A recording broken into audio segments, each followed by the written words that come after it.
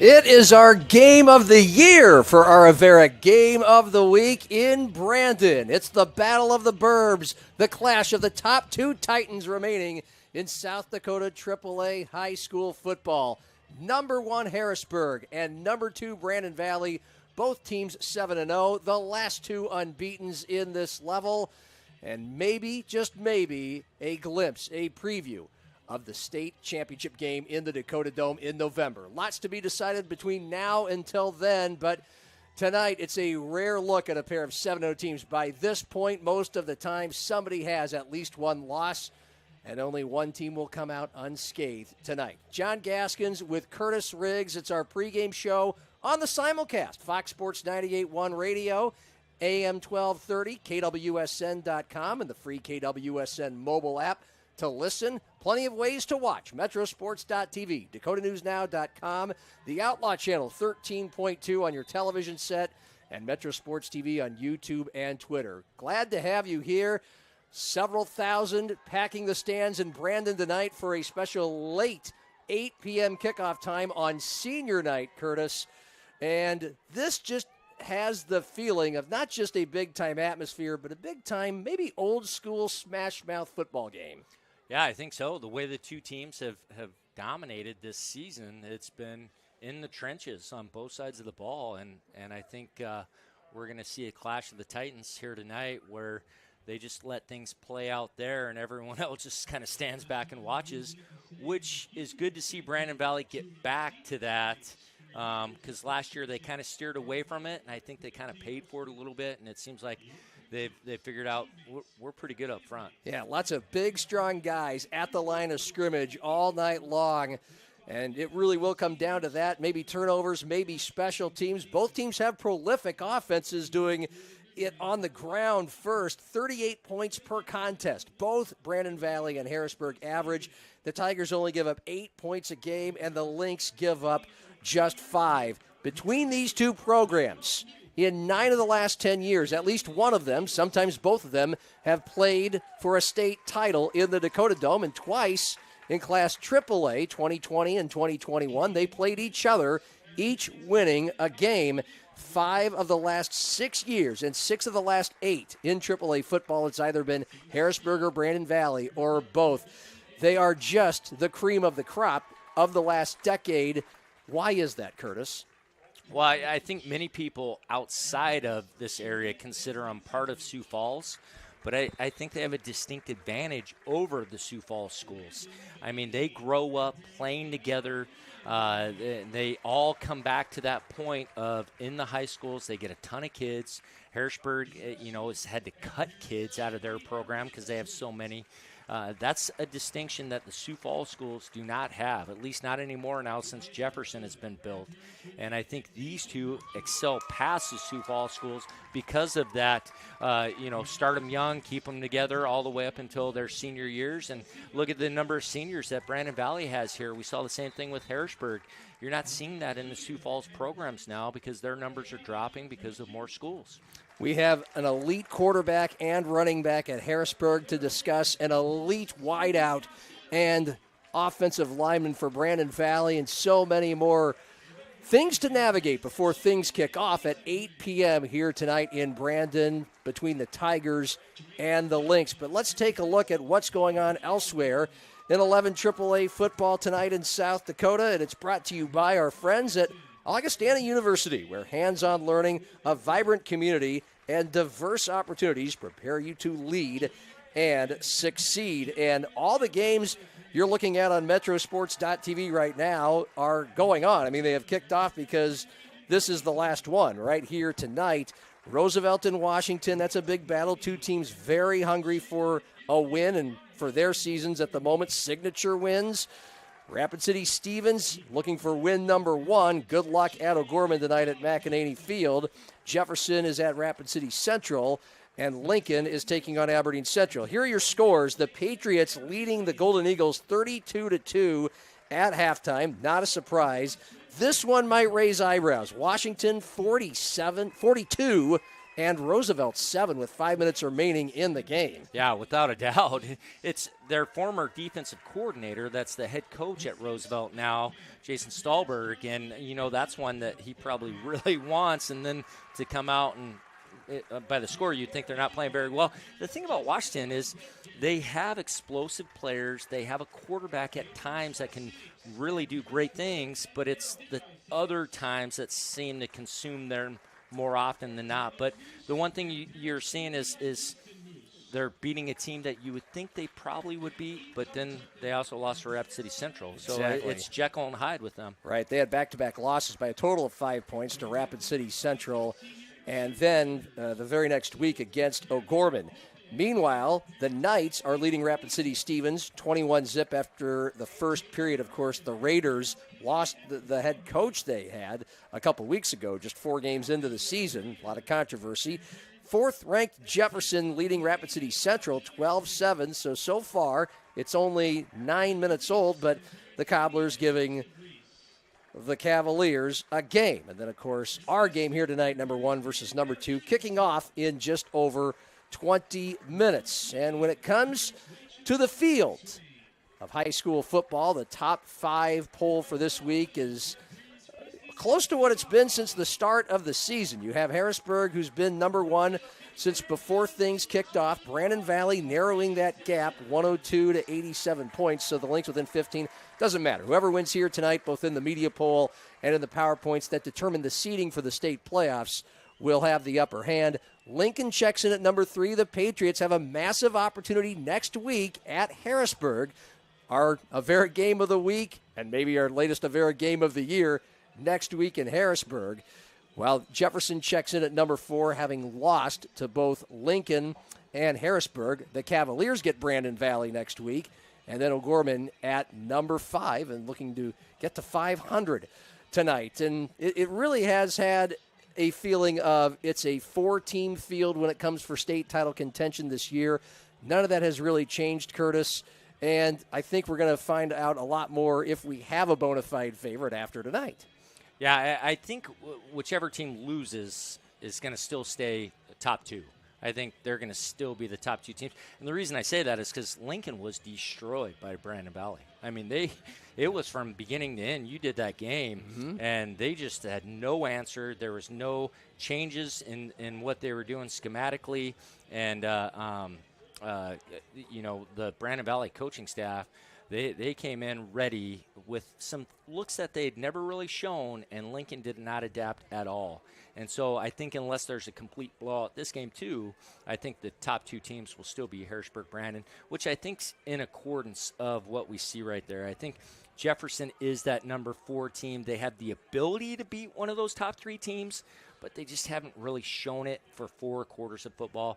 O'Gorman, just a well-coached team, trying to really make the most with duct tape. And then Sullivan Schlimkin. Yes, He's and, the duct and tape. Sullivan. Yeah, you're exactly right. Yeah, and then Harrisburg, Brandon, solid in the trenches, whereas Lincoln is more of the skilled guys. We're going to really try to outscore you and outrun you. Well, this is going to be just the elite against the elite tonight. Harrisburg and Lincoln could be a lot of fun. There could be some fireworks flying in that game next week. Tonight we're expecting meat and potatoes, ground and pound, but who knows what kind of stops these coaching staffs will bring up as they come in at 7-0, each of them. Number 1, Harrisburg. Number 2, Brandon Valley. We're about 20 minutes from kickoff, and we have so much more to talk about before then. A deeper dive into these teams, players to watch, and keys to victory tonight, all coming your way on our Avera Game of the Week on Fox Sports 98.1, Metrosports.tv, Outlaw Channel 13.2, and DakotaNewsNow.com.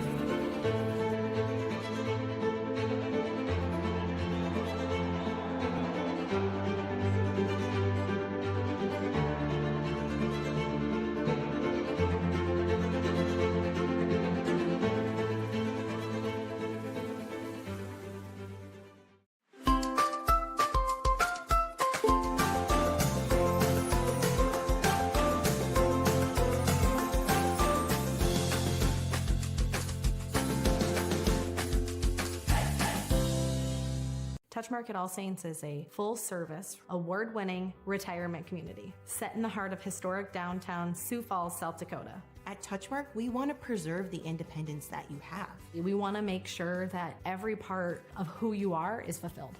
I would recommend this to anybody. I think this is just a great way to spend your retirement years. At the end of the day, we're here to live the full life.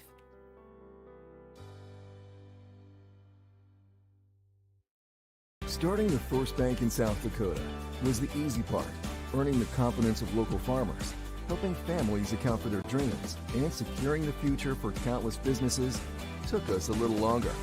We owe it to the hard workers, big dreamers, and forward thinkers out there. Thank you for making South Dakota a great place to call home.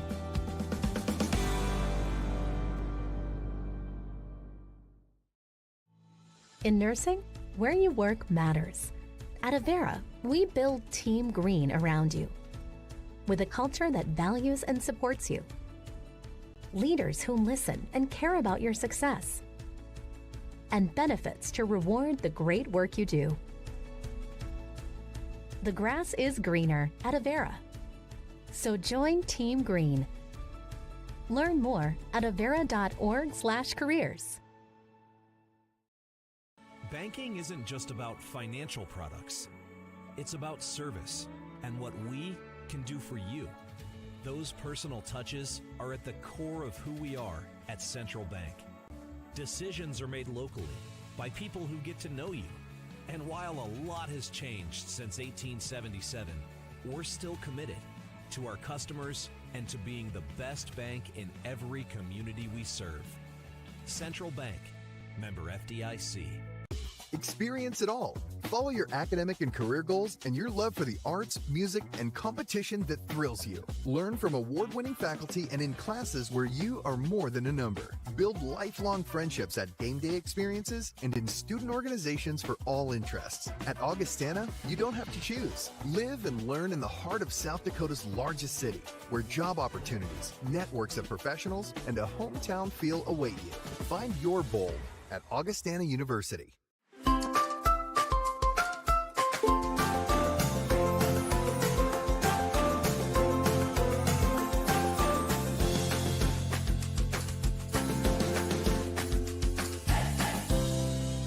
Dakota News Now at 9 on Fox Sioux Falls. Your first and only local news in prime time. 1 hour to focus on the headlines of the day, plus breaking news as it happens. 1 hour to provide in-depth coverage of the biggest stories, alerting you first to what impacts you and your family's safety. 1 hour to give you a more detailed look at your first alert forecast, updating you every 5 minutes so you can prepare for tomorrow's forecast tonight. Dakota News Now at 9 on Fox Sioux Falls. Your first alert.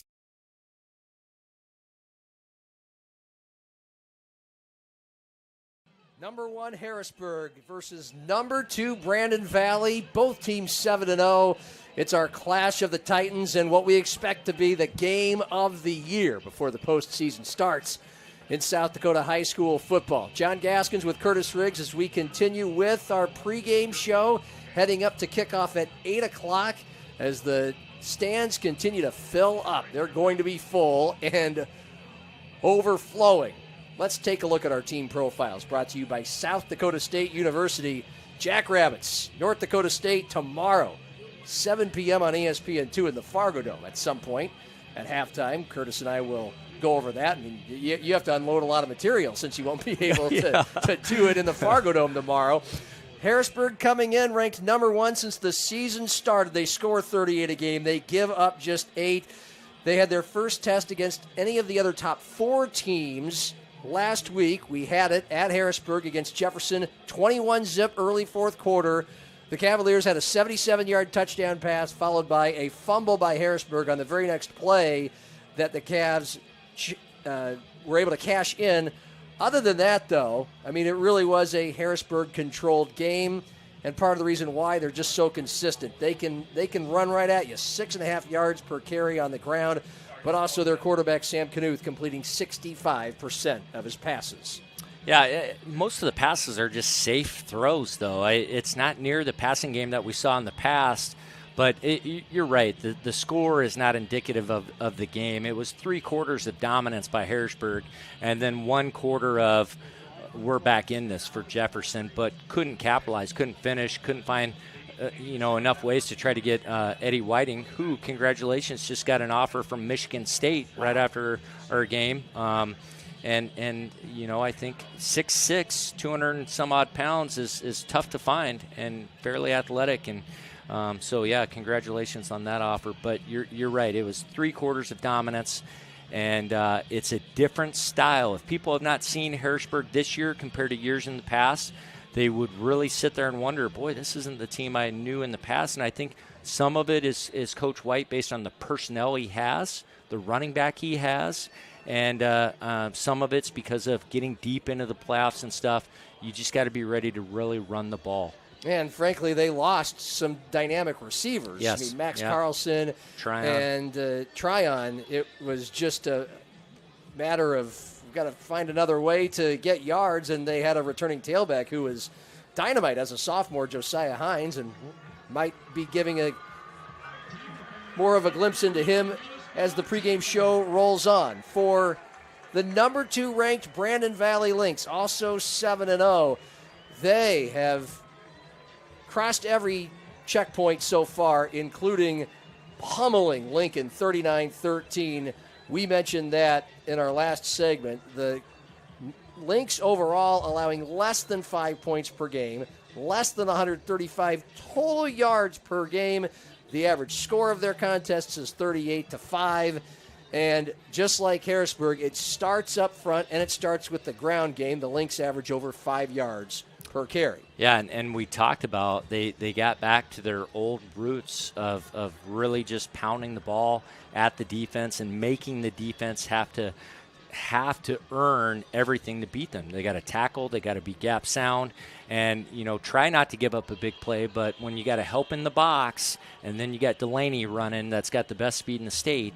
It's difficult. And they lost. Bonwell Woody transferred to Washington. Jack Dewey is at South Dakota State. He was a walk-on there. But sometimes when you lose some of those good players, you don't feel as responsible. We got to get everyone in the ball. We can just do our thing now, and it seems to really be benefiting Brandon Valley. And there's no superstar. Delaney's, the home run player, but it's not like, hey, we got to get him the ball 15 times either. No, I mean, Landon Delaney catches 6 passes per game, to your point, and meanwhile, it's a 2-headed monster at tailback, Gus Scott and Levi Veskerna, each averaging about exactly 71 yards per game. It's a very even distribution, and that's generally what Brandon Valley does. They grind you down with the run, and then on defense, I mean, we saw it against Lincoln. I mean, they can stuff the box, they can blitz, they don't mind playing man-to-man. They can make life a nightmare for your quarterback. Yeah, and I think the difference between Brandon defending Lincoln and Jefferson defending Lincoln, who will bring pressure. Jefferson brings pressure from depth. They line up and then they blitz as the play develops. Brandon put it right at the line of scrimmage. They said, we are coming at you with more than what you can block. It's just you don't know who's coming. And it was very successful, and it really got after Schaefer, and they really had no answer for it. Was it a precursor of things to come against Harrisburg? Well, we're going to find out here in just over 10 minutes. Marching band on the field, all decked out in pink tonight, of course, for Breast Cancer Awareness Month. And not a seat to be found available here in Brandon Valley. They are rip-roaring, ready to go. It's the Battle of the Burbs, the final 2 unbeatens in the Metro Conference and all over South Dakota in 11 AAA football as the Brandon Valley Lynx burst onto the field. We will take another timeout. And we'll come back with our players to watch and our keys to victory and the kickoff, the Tigers and the Lynx on Fox Sports 98.1, Metrosports.tv, Outlaw Channel 13.2, and DakotaNewsNow.com. Back to school means back to routine for you and your family. Make Dakota News Now part of your routine every morning from 5 to 7. And I'll have your first alert to whether you need a coat or a jacket or some extra time to get to work. your first alert to the news that happened overnight and what to expect for the day ahead. Dakota News Now, your first alert station.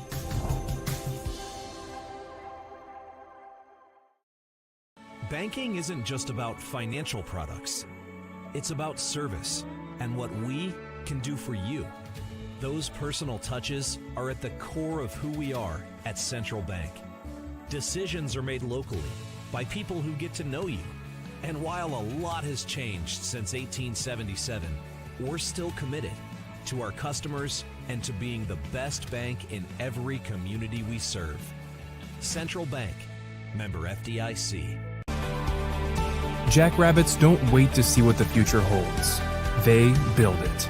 At South Dakota State University, the next generation's leaders are preparing to launch. They're focusing on growth, and they're reaching new heights of excellence across vital industries. SDSU is building something greater for South Dakota and the world. Join us. Josh and Emily are visiting Emily's parents this weekend, where Josh will propose.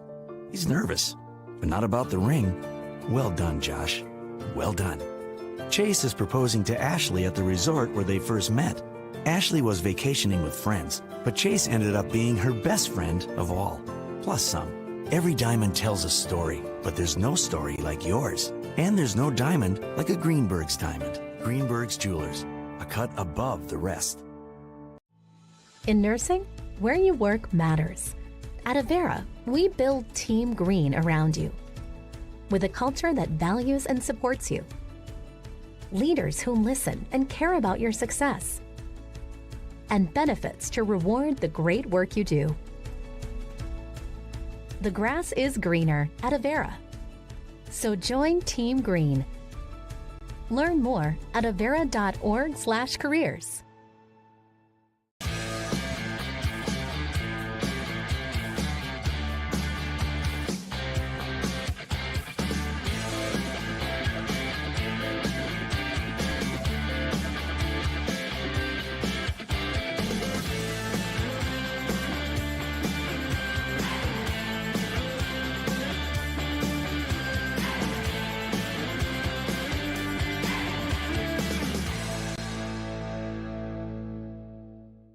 Experience it all. Follow your academic and career goals and your love for the arts, music, and competition that thrills you. Learn from award-winning faculty and in classes where you are more than a number. Build lifelong friendships at game day experiences and in student organizations for all interests. At Augustana, you don't have to choose. Live and learn in the heart of South Dakota's largest city, where job opportunities, networks of professionals, and a hometown feel await you. Find your bold at Augustana University. Starting the first bank in South Dakota was the easy part, earning the confidence of local farmers, helping families account for their dreams, and securing the future for countless businesses took us a little longer. We owe it to the hard workers, big dreamers, and forward thinkers out there. Thank you for making South Dakota a great place to call home.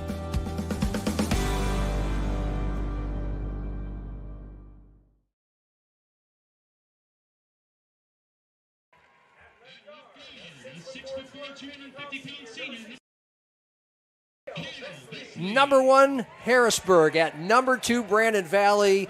Both teams 7-0. It's our Avera Game of the Week on the simulcast. Fox Sports 98.1 Radio, Metrosports.tv, Outlaw Channel 13.2, and DakotaNewsNow.com. John Gaskins with Curtis Riggs as we get closer to the clash of the Titans. Of course, they're introducing the starting lineups tonight. Let's check in on our Central Bank players to watch, and there's several great opportunities on both squads, but for Harrisburg, we're going to go with running back Josiah Hines, a second-year starter, a junior, averaging 120 yards a game, just under 8 yards a carry. Think about that, 8 yards a carry, and he has 13 rushing touchdowns, so he is counted on when things get closer to the goal line. Curtis, what kind of style of runner is he? Powerful, great lean with the pads. He's not the dynamic foot speed type running back, but he's fast. And he's very good at still breaking that first tackle, running through that first arm tackle. You really have to gang tackle him. Look for Brandon to try to get him behind the line of scrimmage before he gets ahead of steam, gets going downfield against their defensive backs. You just saw Sam Knuth, the quarterback, being introduced. He's a player to watch as well. Completes 64% of his passes, 10 yards per attempt. He gets the ball downfield, 14 touchdowns to just 2 interceptions, throws for about 150 yards a game. But Hines does set that passing game up rather nicely. For Brandon Valley, our Central Bank player to watch tonight is their star wideout, Landon Delaney, 200-meter dash state champion. Only 6 catches a game, as Curtis mentioned. It's not like they just spray it to him all the time, but when they do, averaging 14 yards a catch, 91 yards a game, a huge downfield threat at all times, and that's why South Dakota State has him locked up. Well, and he's got great size and dynamic speed, great hand-eye coordination, and he's very good at going and getting the football. He has a lot of similarities to Griffin Wilde. I think Wilde's a little better with the ball in his hands in the one-on-one situation, but they eat up ground in a hurry. And, you know, he had a tough injury at the end of track. He worked all summer to get healthy, and it was questionable if he was even going to be ready at the beginning of the season, but he was, thankfully, and he's having a great year. Tender hamstring. It's kept him out of one game this season, but he's been spectacular. He had a 65-yard kickoff return against Lincoln a couple weeks ago and a 33-yard touchdown catch. And now our Vern Eide keys to the game, brought to you by Vern Eide Motor Cars across Sioux Falls in South Dakota. Harrisburg, match Brandon Valley in the trenches. Well, that's easier said than done. Yeah, and it's one, too, that do we know if they can? Because they haven't played anyone like BV. There hasn't been really anyone that has this type of size on the offensive and defensive line. And then Brandon Valley, you know, what new wrinkles? Is it going to be a reverse to Delaney? Is it going to be some type of double pass? Is Briggs Knutson going to start running the ball a little bit more? You know they have a few things ready to showcase in a big game like this. A couple extra tidbits from the head coaches. Brandon White in his 15th year at Harrisburg. He says special teams are going to be major tonight because he expects a slugfest. And he'd love to see a kick return of 40 or more yards, a punt return of 20 or more yards. Also, a defensive turnover. One of those things happens, and it should go Harrisburg's way. Of course, if it happens in Brandon Valley's favor, same thing. And on offense, Brandon White, who calls the plays, would love to see 100% red zone scoring and 8 explosive plays of over 12 yards. Last week, in that win over Jefferson, the Tigers had 12 plays of 12 or more yards. Yeah, I mean, all really good points. I think the biggest factor for a game like this is going to be who tackles the best.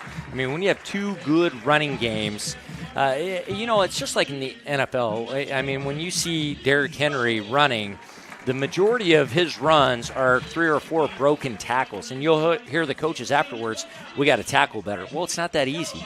And that's what they're going to face tonight is one-on-one situations. Can those defensive backs and linebackers make the tackles at point of contact and not give the big play up? Matt Christensen, now in his 4th year as the head coach of Brandon Valley, taking over for the legend Chad Garrow, says field position created by special teams, including kick and returns, is a key to the ball game tonight. So are takeaways affecting field position. He says it's hard to establish long drives against Brandon Valley. It's hard to beat the Lynx in time of possession as well. That's a heck of a point because last week Harrisburg really hogged the ball for a lot of that game against Jefferson. Only had a few drives and scored on 3 of them, including they ran the last 4 minutes out of that game once Jefferson had gotten to within a touchdown. And meanwhile, the Lynx, they do the same thing. So it should be a lot of fun. We expect meat and potatoes, ground and pound, smash mouth football, and we are about set for number 1 Harrisburg and number 2 Brandon Valley, our Avera Game of the Week on the simulcast. The kickoff is next from Brandon on Fox Sports 98.1 Radio, Metrosports.tv, Outlaw Channel 13.2, and DakotaNewsNow.com. Finding a place to belong is everything. It's where you can make a difference, where you're heard, where you have a team that supports you and the benefits you deserve. At Avera, you can find that place. You belong at Avera. Apply today. Avera.org/careers. Experience it all. Follow your academic and career goals and your love for the arts, music, and competition that thrills you. Learn from award-winning faculty and in classes where you are more than a number. Build lifelong friendships at game day experiences and in student organizations for all interests. At Augustana, you don't have to choose. Live and learn in the heart of South Dakota's largest city, where job opportunities, networks of professionals, and a hometown feel await you. Find your bold at Augustana University. The first bank in South Dakota was the easy part, earning the confidence of local farmers, helping families account for their dreams, and securing the future for countless businesses took us a little longer. We owe it to the hard workers, big dreamers, and forward thinkers out there. Thank you for making South Dakota a great place to call home.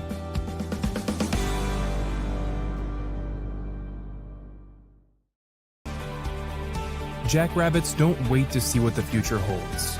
They build it. At South Dakota State University, the next generation's leaders are preparing to launch. They're focusing on growth, and they're reaching new heights of excellence across vital industries. SDSU is building something greater for South Dakota and the world. Join us.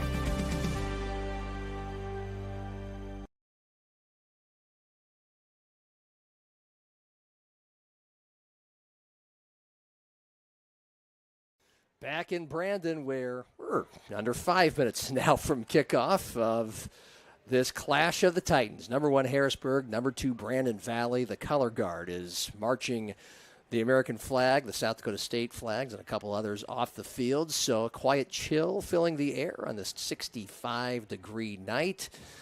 The Tigers and Lynx both come in at 7-0, and this is easily going to be the final game completed tonight in the Metro Conference in Class 11 AAA. Heck, maybe some games in Rapid City will beat this one. A special 8 p.m., and it will be later than that kickoff.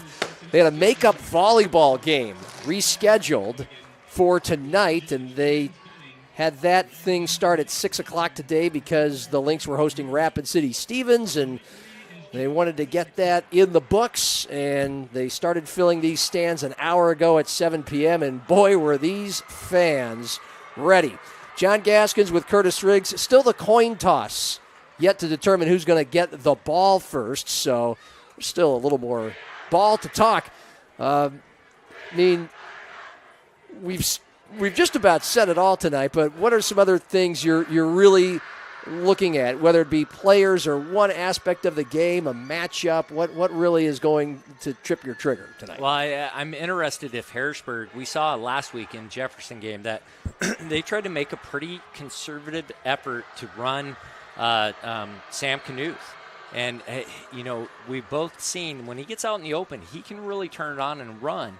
But we also saw when he gets in traffic, he attracts big hits when he runs. And so you wonder how much are they going to try to run him against this very aggressive defense of Brandon Valley, because you still have to have in the back of your mind when he's running, yeah, he can make plays, but there's also the chance of injury, too, with some of the hits that he takes. Well, it will be very interesting to find out some of those things right away. We won't have to wait because Harrisburg just won the toss and elected to receive. So they'll take the ball. This is a Harrisburg squad that has scored on its opening drive in 4 of their 7 games this year, including last week in a big top 4 matchup against number 4 Jefferson. The Tigers marched on down the field 80 yards and punched it in. Their head coach is Brandon White in his 15th season. In the previous 14, Curtis, he took the Tigers to 7 state title games. Every other year, on average, Harrisburg goes there, and that's the expectation this season, starting at number 1 in the polls and not being challenged until Jefferson had a couple quick touchdowns in that fourth quarter last week to turn a 21-0 game into 21-14, and then the Tigers just went right at them for the last 4 minutes of the game and never gave the Cavaliers the ball back. The Lynx, their biggest test, the Lincoln Patriots, now number 3, then number 2. A couple weeks ago, it was hammer and nail. Brandon Valley dominated from start to finish 39-13, really winning the warfare in the trenches, and they feel like they have the upper hand tonight, but they have met their best match of the season when it comes to that. A few thousand on hand at Brandon Valley High School. The stands are full. The Harrisburg students on the far side of the field. It's a whiteout game for them. They're wearing all white. The team that they're cheering for, all white jerseys and pants, maroon numerals, and they're receiving the kickoff that is going right to left. A short kick right into the belt of the returner at the 20, up the hashes, 30, 40, breaking past the pile, finally dragged from behind all the way to the 43, a 23-yard kickoff return for Harrisburg to give them prime field position near midfield to start the game. Well, and it's Josiah Hines right away. They kick to him, and he does a great job of fielding the low kick. He doesn't give it a chance to bounce, and a great return. Brandon Valley in their black jerseys and pants, pink numerals with white trim for Breast Cancer Awareness Month, and black helmets. Sam Knuth, the senior starter for Harrisburg, from the pistol, hands it off to the running back Hines, and he goes right into some tacklers. Went off left guard and may have fought his way to the 45 for a gain of about 2. They marked the First Dakota first down at the 43-yard line. Harrisburg averages 38 points a game on offense. Brandon Valley gives up less than 5 points per game on defense. The Tigers are balanced, 200 yards, averaging on the ground 155 through the air. 2nd and 8, and Harrisburg has 3 receivers bunched close to the right side of the line, but then one of them in motion takes the handoff as he went left, now trying to get around the right corner. That's Braden Feldy, and he bowls over some tacklers across midfield on the near numbers to near the first down. It's depending on where the mark is, and they do give him the First Dakota first down. Just shy of the 47-yard line, an 8-yard gain by the receiver. Yeah, and blocked really well. I mean, they did a great job blocking that. And, you know, you would expect they try to find more ways to get Feldy the ball. He is the playmaker for them. 2 plays into the game, and Harrisburg is in Brandon Valley territory at the 47. Near hash, left to right. Man in motion again, Feldy right, and he's just kind of scattering it right and left in the backfield. The quarterback, Knuth, keeps it off right guard. What a tackle! As he was trying to take off toward the near boundary, one of the Lynx came up to just hammer him down and hold him to no gain. Dylan Williams, the second leading tackler on that Lynx squad, stymies the Tigers for no gain. Yeah, and Brandon Valley goes a 3-man front with 3 big, strong defensive linemen and then 5 very athletic linebackers. And Williams and the other outside linebackers sometimes will walk up to the line of scrimmage, sometimes be back deep. It makes it difficult for those tackles if they should block them or not. 2nd and 10, Harrisburg, Brandon Valley 47. The opening drive, 2 minutes into the game. Pistol set. Knuth fakes the handoff, spins, throws a deep ball down the far left side. Open man catches it on the far numbers at the 18, and he goes all the way to the 10 before he's forced out of bounds. Big time pass completion of about 37 yards to Braden Feldy, the top target for Harrisburg, his 32nd catch of the year. And you can see Harrisburg running the plays that they scripted, looked very sharp with these first opening plays. They ran a wheel route with Feldy. I don't know how the defense lose track of him. I mean, he gets, I think you said 30 catches for him, and the next highest was 8. That's right, 10. Yep, on this squad. So Harrisburg now has it at the BV11, far hash, left to right, First Dakota first down. Movement before the snap. And the first flags of the game fly, and thankfully these are yellow flags that we can see quite clearly. False start on Harrisburg. First penalty of the game goes to the Tigers. The reference, in case you're wondering, was last couple weeks of high school football in October, honoring Breast Cancer Awareness Month with hot pink flags. That's wonderful, but for at least those of us who aren't that bright. Well, the players had pink flags, that's too. That's right. Yeah, I mean, it was There's a lot of it. It is 2nd and 15 Harrisburg from the Brandon Valley 16. And the handoff goes to Hines off left guard. He's tackled. The ball got loose, but he was already down on his backside as once again the Lynx just have such immediate pressure from their front seven. You mentioned they're big up front. Zocker and Coughlin, the defensive ends, but Hudson Parliament in the middle. The state powerlifting champion, 1,470 pounds total when you combine bench, squat, and deadlift. 300 bench, 560 squat, 650 deadlift. That's why Nebraska, Iowa, Kansas State, Minnesota, and so many more have offered him. He's only a junior. Big 3rd and 15 now, or should I say 2nd and 15 for the Tigers from the 16. Play action, Knuth rolling right. He'll tuck it and run, and he is taken down from behind. At the 15 on the near numbers, he scrambled around, but he didn't have very much room to cover before the Lynx were able to get him. Yeah, it was nice coverage, and they're mixing up where they bring those blitzes from. That's definitely an advantage for that Brandon Valley defense. It was a good decision by Knuth. He had nowhere to go with the ball there.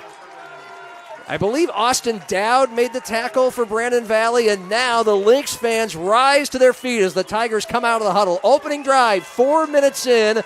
The Tigers now have 3rd and 15 from the Brandon Valley 16. Near hash, Knuth from the gun. One wide out, way left, one to the right. He steps back. He throws toward the goal line. Wide open touchdown is caught Braden Feldy. They know it's going to him, and he's still too fast. And the Tigers draw first blood in the clash of the Titans.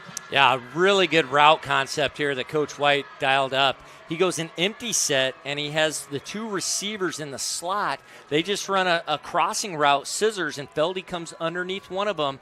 Once he gets the free safety squared up, shoulder on shoulder, Feldy's got him either way he wants him. 8-yard run, 36-yard reception, setting up a 16-yard touchdown catch for Feldy, his 11th score of the year. Keenan Upton in to attempt the extra point, and he nails it. He is now 36 of 38 on the year. Check that, it's Adam Maxwell. And Brandon Valley will get the ball, trailing 7-zip for the first time this year. After that impressive 7-play drive from the Tigers, we keep it right here on our Avera Game of the Week. Fox Sports 98.1, Metrosports.tv, Outlaw Channel 13.2, and DakotaNewsNow.com. John Gaskins with Curtis Riggs.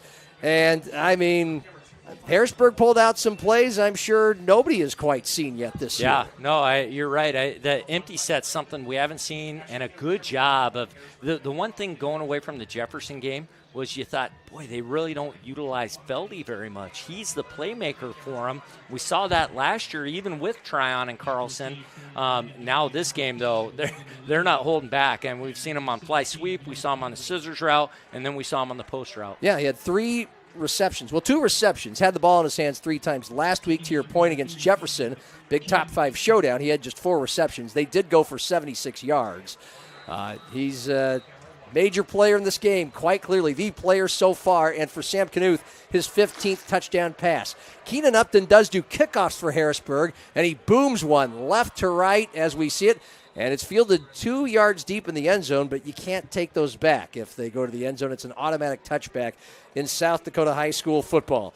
It is a crisp autumn night, 65 degrees, with 5 miles an hour of wind. So that is not affecting things much. So this is fairly close at the moment to a dome setting. And there's a lot of people who are watching this game both in the stadium and all over the internet, wondering, man, is this round 1 of 2 rounds between these 2 squads this year? So Brandon Valley taking over their first drive of their own 20. Down 7-zip, 7:52 remaining in the first, and a quick sling to the right side. It's caught for a first down. It was caught 3 or 4 yards shy of the first down. Nice little slant route from the wideout on the far side to the middle of the field. Hit immediately, but bowled his way forward for an 11-yard gain and a First Dakota first down. Yeah, and a nice throw by Briggs Knutson. Nice route. I think the thing you see with Briggs is the experience and leadership from basketball also carrying over into football. He's got a great rapport. Guys really love him as a leader, as the quarterback, and you saw that building in the offseason. Lynx, 1st and 10, a First Dakota first down. Their own 31 between the hashes, right to left. Briggs Knutson, the quarterback, scampering, avoids one tackle, but then another Tiger comes up to nail him for a sack. A 2-yard loss will bring up 2nd and long. And we're wondering about who's going to win this trench warfare, and Harrisburg holding their own so far. Well, and the line slides to the right, and they don't even block Ostrom. And the thing, they were trying to throw a quick out to Delaney, but you cannot throw short routes in front of Cabrera. He is very aggressive. If you're going to attack him, you got to go over the top on him because he will jump anything in front of him. Aiden Costain with the sack. It is his 3rd of the year. So the Lynx now have 2nd and 13, their own 28. And Briggs Knutson, the quarterback, is going to take off and run, and he gets a first down right up the middle of the field. He got to the last line of defense in the secondary. Unfortunately for the Tigers, they brought him down at the 42, but that's a 14-yard run by the quarterback, who, coming into this game, had just 15 carries for just 50 yards. That is close to his long run of 18. Yeah, and I think it was a broken play. It looked like it was a mix-up on the handoff, and Briggs just took off and ran, and really a good run. He is a junior, 5'9", 180 pounds, completes 77% of his throws on the year. And on a First Dakota first down from the 42, their own, a throw to the left, broken up. Braden Feldy making the play right in front of Landon Delaney. Those are your 2 best wideouts and 2 of your best defensive backs, both playing both sides of the ball, and Feldy got the better of that matchup at the 50-yard line. Yeah, and Feldy did a great job. As soon as that dig route was coming across the field, he jumped it. Most sit back, wait, watch it, then go tackle. He was aggressive, broke on it immediately, and was able to knock that ball down. Halfway through the first quarter, Harrisburg scoring on a game-opening 80-yard drive, actually a 54-yard drive after a great kickoff return. Leading 7-0. Brandon Valley 2nd and 10, its own 42. Right to left, throw to the right side. Caught far boundary. Landon Delaney hit hard by Feldy. There's that matchup again on the far sideline. Delaney caught it, got the full head of steam. Fastest receiver in the state, but Feldy came right up to bang him out of bounds at the 48 for a 5-yard pickup. Yeah, Harrisburg does a nice job of letting Feldy just roam around back there and then come up and make plays. They've got some aggressive safeties, though. They'll do a good job. Schimmel, number 18, he will fly downfield and tackle you. That was a 6-yard gain. It is 3rd and 4. Brandon Valley on the season as an offense, averaging 49% conversion rate on 3rd down. A handoff to the tailback, and he is stuffed. Wow, right away. The Tigers bring him down. Isaac Ostrom, the defensive end, and that'll force Brandon Valley to punt down 7-zip. What a play, and a chance to take a look at the replay. The linebackers just downhill immediately. Didn't even give the offensive line a chance to make a tackle or a block. Okay, it wasn't Ostrom. It was somebody else for Harrisburg. Rasmussen. Yeah, Rasmussen, number 24. Maybe trying to draw him off sides here. Lynx 4th and 4 from their own 47, and they're going for it, supposedly. Briggs Knutson, the quarterback. Nope, he has the punter right behind him.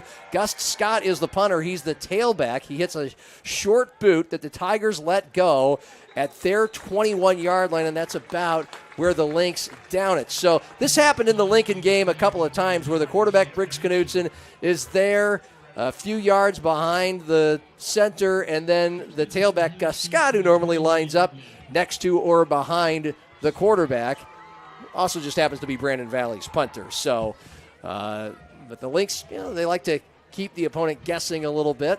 It's a punt of about 33 yards and no return. So Harrisburg, after having what I would call the Braden Feldy drive, 2 catches, an 8-yard run to open things up, including the 16-yard scoring catch on the Tigers' opening possession. Here they are, drive number 2, up 7-zip, 5 minutes remaining first quarter. From their own 21, a hand up to Josiah Hines around the left corner, tripped up just after he got around the left edge and started to head up field down the far numbers. He did make it to about the 27 for a 6-yard gain. Yeah, blocked very well. Did a nice job stretching that outside zone there, and you saw the burst of speed. I mean, he can motor. He tests very well when he runs. Averages almost 8 yards a carry, 120 per game, and he has 11 touchdowns. And the Tigers now have 2nd and 4 at their own 27, left to right, play action. Knuth looking, pressure coming from the left. He avoids that. He avoids another tackler, but then is tripped up as he started to take off.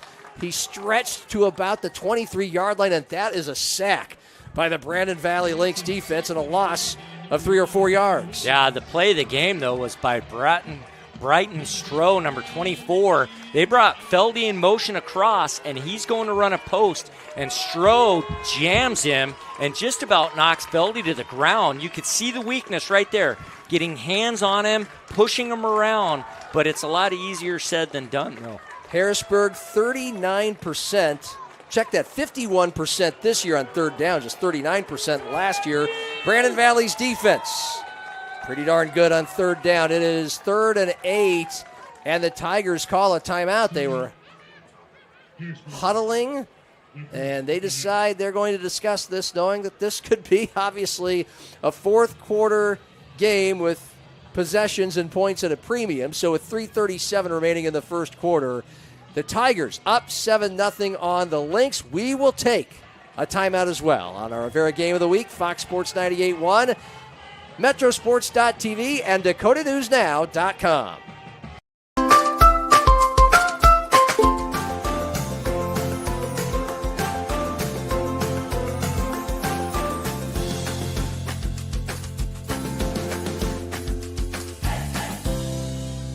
Touch Market All Saints is a full-service, award-winning retirement community set in the heart of historic downtown Sioux Falls, South Dakota. At Touchmark, we want to preserve the independence that you have. We want to make sure that every part of who you are is fulfilled. I would recommend this to anybody. I think this is just a great way to spend your retirement years. At the end of the day, we're here to live the full life.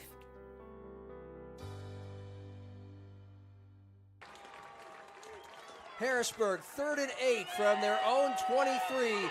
Knuth scrambling around, trying to get some yards down the near sideline, and he won't get to the first down.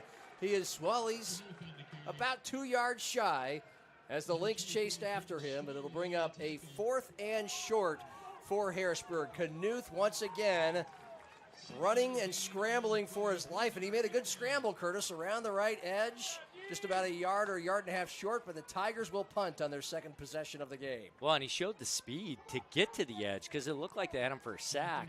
They tried to use Feldy as a decoy that time on the post, and the tight end was coming out on the out route, but Sam, he couldn't get a chance to set his feet and throw it. Keenan Upton's 10th punt of the year for Harrisburg is wildly short. It flutters, lands on the near sideline at about the 40, and then rolls to the 35. For about a 34-yard punt, no return, and the Lynx down 7-zip. 3:18 remaining first quarter. Harrisburg scored on a 54-yard drive, set up by a 24-yard kickoff return from Josiah Hines. Braden Feldy, a 16-yard touchdown catch. A few plays after a 36-yard reception by Feldy set that up. The Lynx got to midfield before punting on their first drive. They start their second at their own 34 as they go right to left from the near side hash. A slot and a wide out right, open field left, low snap. Knutson picks it up, throws over the middle. He's got a wide open Levi Veskerna, the running back, catches it, and then burrows his way for a first down. Caught it at about the 43, and this drove ahead through a couple defenders across the 45 to the 46, about a 12-yard gain. First Dakota first down. Well, and it's a good job by both offenses mixing up the formations to dictate the strength, outnumbering the defense with they had 3 receivers over there, and Harrisburg only had 1 defender in the flats, and it was an easy read for Briggs to just hit that simple hitch route. Isaac Ostrom, defensive end, made the tackle. And so, first Dakota first down. Lynx run up the middle. Veskerna avoids tacklers. Cuts to his left, tripped up across the 47 to the 46 of Brandon Valley and near a first down. So Levi Veskerna, part of this two-headed monster for Brandon Valley at tailback. He is a 5'10", 180-pound junior, averaging 5.5 yards a carry, 72 a game. The other head of that attack is Gus Scott, who averages 6.5 yards a carry. He's a 5'9" senior. They have about even distribution of carries and yards. And the Lynx now have 2nd and 1 in Harrisburg territory at the 45. Right to left, Knutson, 2 backs just behind him to the right. Hand off to one of them. He bashes up the middle to a first down. He has stood up at about the 43, but he had more than enough for the first down. So the Lynx, ground and pound right at him, and a couple First Dakota first downs. Yeah, and this is what you're accustomed to seeing, just that constant let's move the chains mentality, and then eventually maybe a play-action pass that catches the defense by surprise. Inside 2 minutes to go, first quarter, number 1 Harrisburg, leading number 2 Brandon Valley 7-zip, both teams 7-0. And the Lynx now have first down at the Harrisburg 42 as we move right to left. Knutson from the gun, one back next to him, one behind him. He fakes a handoff, throws a deep ball over the middle, looking for Delaney, who can't quite make the grab, just a little overthrown.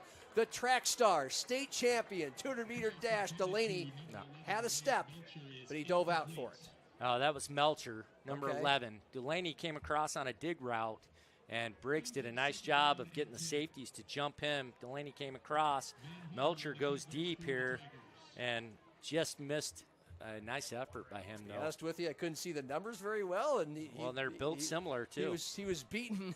He had beaten his man way down the field. I assumed that's Delaney. So, anyway, it is 2nd and 10, Brandon Valley from the Harrisburg 43. Right to left, handoff up the middle, tailback again through the first line of defense. And it takes about 3 or 4 Tigers to finally upend the ball carrier. Veskerna again, about 4 yards shy of the first down. They mark it at the 36. And you're seeing that Brandon Valley offensive line now starting to wear down that D-line, but also getting to the linebackers, which they weren't able to do that first drive. Now you see they got their head up, eyes on those backers, able to get to them. Major League third down. The Brandon Valley Lynx, 49% on third down this year. The Tigers, defense on third down, giving up a 39% conversion rate. This is 3rd and 4 from the 36 of Harrisburg. Handoff, Veskerna left, cuts right, dives, and he's close to a first down. It's a matter of the mark, and it's a yard shy.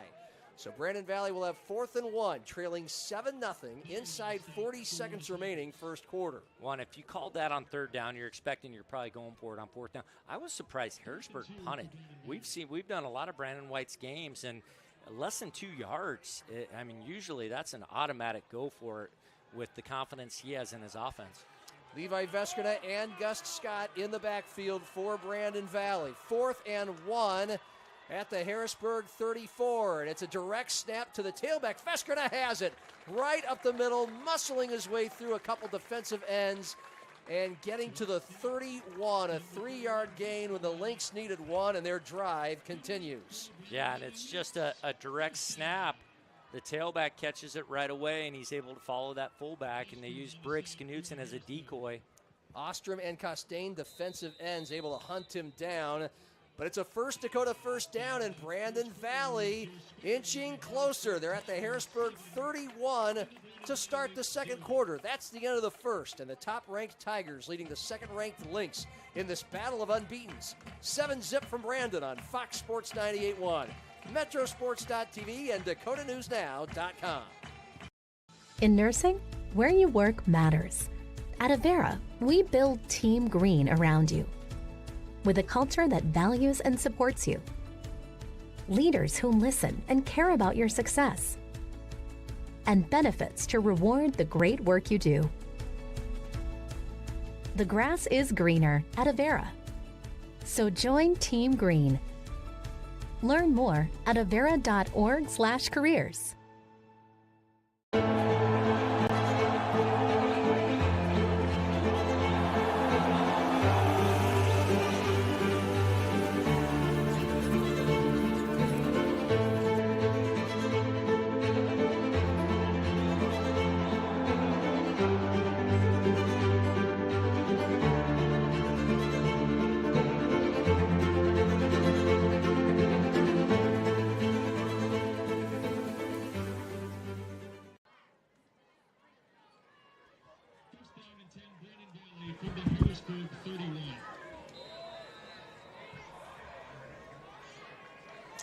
Start of the second quarter in Brandon, and the Lynx down 7-zip, have 1st and 10. A little play action trickery. Landon Delaney, the wide receiver, going deep toward the goal line. It's bobbled. It is caught in the back of the end zone.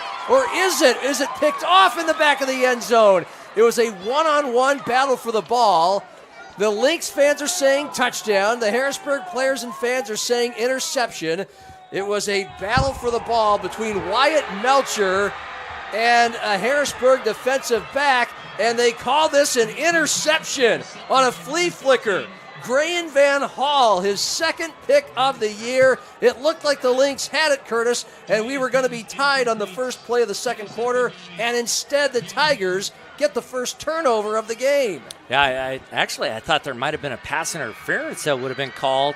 But a nice play by the DB as the ball comes down to him, and you're seeing more and more defensive backs do this. The ball comes down, he just snatches it away from the receiver before he has control of it, and then they roll to the ground together, and he has the ball at the end of it. The quarterback, Knutson, faked the handoff to the tailback. It gave it on an end around to Delaney, who threw that pass and the pick. So now Harrisburg up 7-zip. 10 seconds into the second quarter, 1st down at its own 20. A handoff to Josiah Hines, muscling his way up the middle. After initially going behind right guard, he cut left a couple yards into his run and is stuck down at the 25 for a 5-yard gain. Hines was our Central Bank player to watch tonight. Some moves here, Curtis. And he is tackled by a defensive end for Brandon Valley. That's Makai Zacher, 6'1", 215-pound junior. 2nd and 5 Tigers from their own 25. Between the hashes, right to left on a 65-degree calm October night. Belt high snap to Knuth, the quarterback, keeping it left side, and he's tackled. Boy, they stayed right on him. He is shy of the first down by a couple of yards. Knuth has some good speed and burst from the quarterback position, but the Lynx were able to stop him at the 28 for a 3-yard gain. Evan Gray, their leading tackler on that stop. Yeah, they're catching him from the backside, which would tell Harrisburg at some point a reverse will be open. But they're coming really close to breaking that, and if Knuth gets outside, he'll outrun everybody. It was marked down to the 27, so it is 3rd and 3 Harrisburg from its own 27 as the Lynx have 6 men at the line of scrimmage. Play action, Knuth rolls right, dumps it to the man right in front of him, Feldy, and Feldy cannot get the first down. The Lynx stay with him on that far side of the field on the far hashes. A gain of maybe a yard will bring up 4th and 2 for Harrisburg, and the Tigers zip up to the line. A fast snap. They're going for the tush push, and Sam Knuth has it. Well, and they weren't set. Oh, I'd be irate if I was Coach Christensen. I mean, they had guys moving all over the place still as they jumped up quick and snapped it. I mean, a nice job by Sam Knuth. But you watch it, tailback is still moving around back here. He's never even set. So the quarterback on the keeper gets the first down. No flags flew. Now the Tigers are at their own 31. Up 7-zip, right to left, just over 2 minutes into the second quarter. And Knuth from the gun throws it left side. It's caught in traffic. 35-40 and near a first down. A flag flew as that play was developing in the backfield. The pass does go to the Tigers running back Josiah Hines. And we're likely going to have holding. And we do. So it's the 2nd infraction on the Tigers in this game. The first was a false start a couple plays before their 16-yard touchdown pass from Knuth to Feldy, the only score of this game so far. You see different ways, though. Coach White is trying to get the ball to Feldy on that 3rd down play. They motioned him and then sent him back, and then it was just a screen pass is all it was. Everyone was blocking. He quickly just turned, got him the ball, and it was a chance to just get him the ball in space. So that First Dakota first down was at the 31. The hold happened back at the 20, a couple yards behind the line of scrimmage. So now the Tigers at their own 20. 2nd and 22. Deep ball, right side, up for grabs. And incomplete, a little strong man-to-man coverage on the far boundary near midfield. And there's a flag. Great touch on that throw, though. Really good touch to give his receiver a chance. And it looks like there's going to be pass interference here. So Sam Knuth, the senior quarterback, looking for his twin brother, Jonah Knuth. as they went for all 22 yards and then a few more, and a pass interference is called on Brandon Valley. So it was 2nd and 22. And they're going to march this thing all the way up now to the 36. They mark it from the line of scrimmage. And so now Harrisburg faces, it says, is it automatic first down?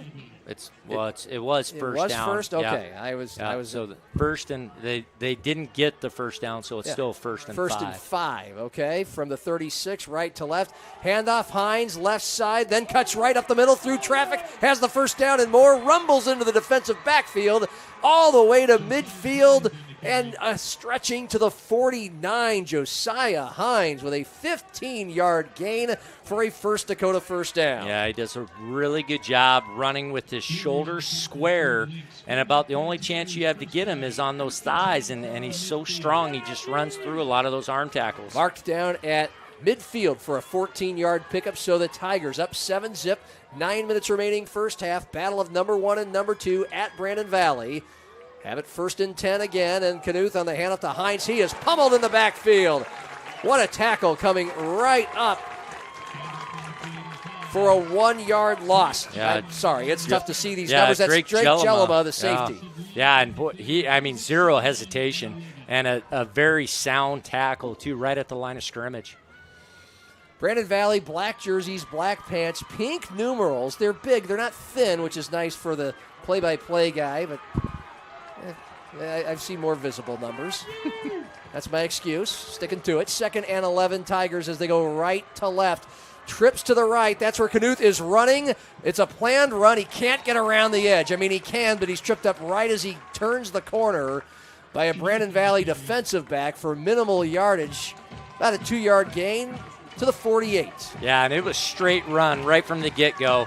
I mean, they just go that quad set, 4 receivers, and they're trying to outnumber you and just block engaged right away, and Knuth didn't hide anything. He just took off. Full house for this battle of the Sioux Falls Burbs. Harrisburg and Brandon Valley. Tigers up 7-zip. 3rd and 8 at the BV 48, right to left far hash. 1 wide out to the near side left, 1 far right. Knuth from the gun. He's going to take it himself up the middle behind his blockers. And he is smashed from behind ahead to about the 42, about 2 yards shy of the first down, a 6-yard pickup, though. Well, and a surprising call. But the first thing on 3rd and long, you got to find where's Feldy. Now, though, with that gain, it puts them in a manageable 4th down situation, which we've seen Coach White do quite a bit. Dylan Williams, the linebacker, with the tackle for the Lynx. 7-10 and ticking. First half, it's 7-0 Harrisburg. Tigers scored on their opening drive.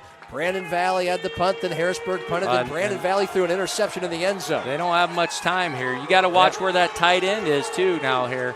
2 seconds on the play clock. It's 4th and 4, Harrisburg. Knuth slings it over the middle, but it's short. It may have been caught, it may have not by Hines, but he fell down right away with the defender draped over him at the 43-yard line, and the Brandon Valley Lynx get a big-time stop midway through the second quarter. They'll get the ball back. Well, and surprised they didn't maybe call a timeout. It just seemed like it was rushed. It was hurried. Harrisburg could be called for 2 guys in motion frequently. One guy's getting set. Feldy's already moving in his motion. I thought maybe Coach White, watching him on the sideline, he'd use timeout there. Hines did catch the ball. Gunnar Swift with the tackle, and now the Lynx from their own 44, left to right from the far hash.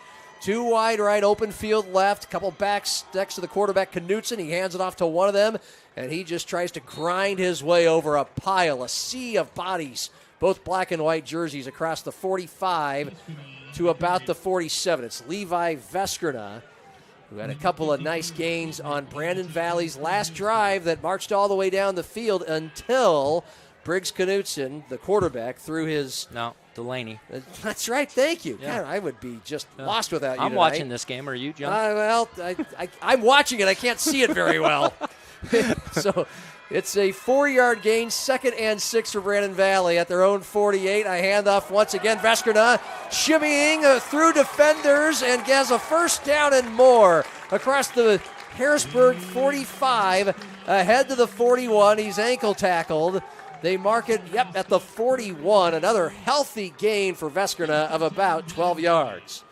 So the Brandon Valley offensive line now really plowing things ahead. Veskerna has broken free after the handoff a few times already on the last couple possessions. And now the Lynx, a First Dakota first down at the Harrisburg 41, left to right, inside 6 to go, first half, 7-0 Harrisburg. Knutson handoff Veskerna, and off the left side, he is tripped up almost immediately. And we've said the name a lot tonight. Isaac Ostrom, a defensive end, made the stop.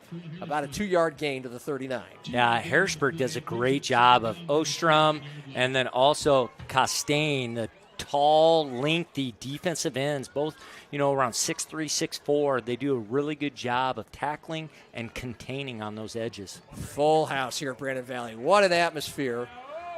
A lot of tension right now. Harrisburg up 7-0, 5-10 and ticking first half. Brandon Valley 2nd and 8 at the 39 of Harrisburg. Play action. Short throw, right side caught. Staying on his feet with the catch. The tight end rumbles across the 35 to near the first down around the 31 or the 32. That's actually the fullback, and they give him a first down at the 31. Madden Timmer with his 9th reception of the year, and it's a First Dakota first down. And this is something you saw with Coach Garrow before. They would use that fullback. A lot of times that fullback's just battering a ram. He's like that Roomba, that vacuum that just keeps hitting the wall over and over and over. Finally, it breaks free, gets out into the flats, and gets to play in the football game. His 9th reception. He has just 1 carry for 1 yard this year. And then a quick bubble screen to the left side as the quarterback Knutson finds Landon Delaney, his top target, far side, near where the line of scrimmage was at the 31. Play ends around the 30, and then there's a little jawing on that far sideline. Some Lynx fans wanted a flag, but it'll be 2nd and 9 after the 1-yard pickup. Yeah, it was a pretty distinct late hit, but it was kind of just a push from Cabrera. But the timing was off because of the throw. Delaney had to come back to it, so then he wasn't able to get a full head of steam and run down that sideline. Inside 4 minutes to go in the second quarter. Brandon Valley trailing 7-0.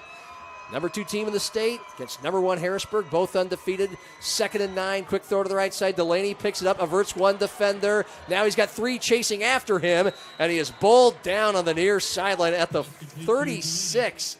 And that's a loss of a few yards. Yeah, and you're going to have a holding call here, too. Yep. You can't throw that bubble screen against they're going to what's called a cut cover 2, where they have 2 guys aggressively attacking in the flats.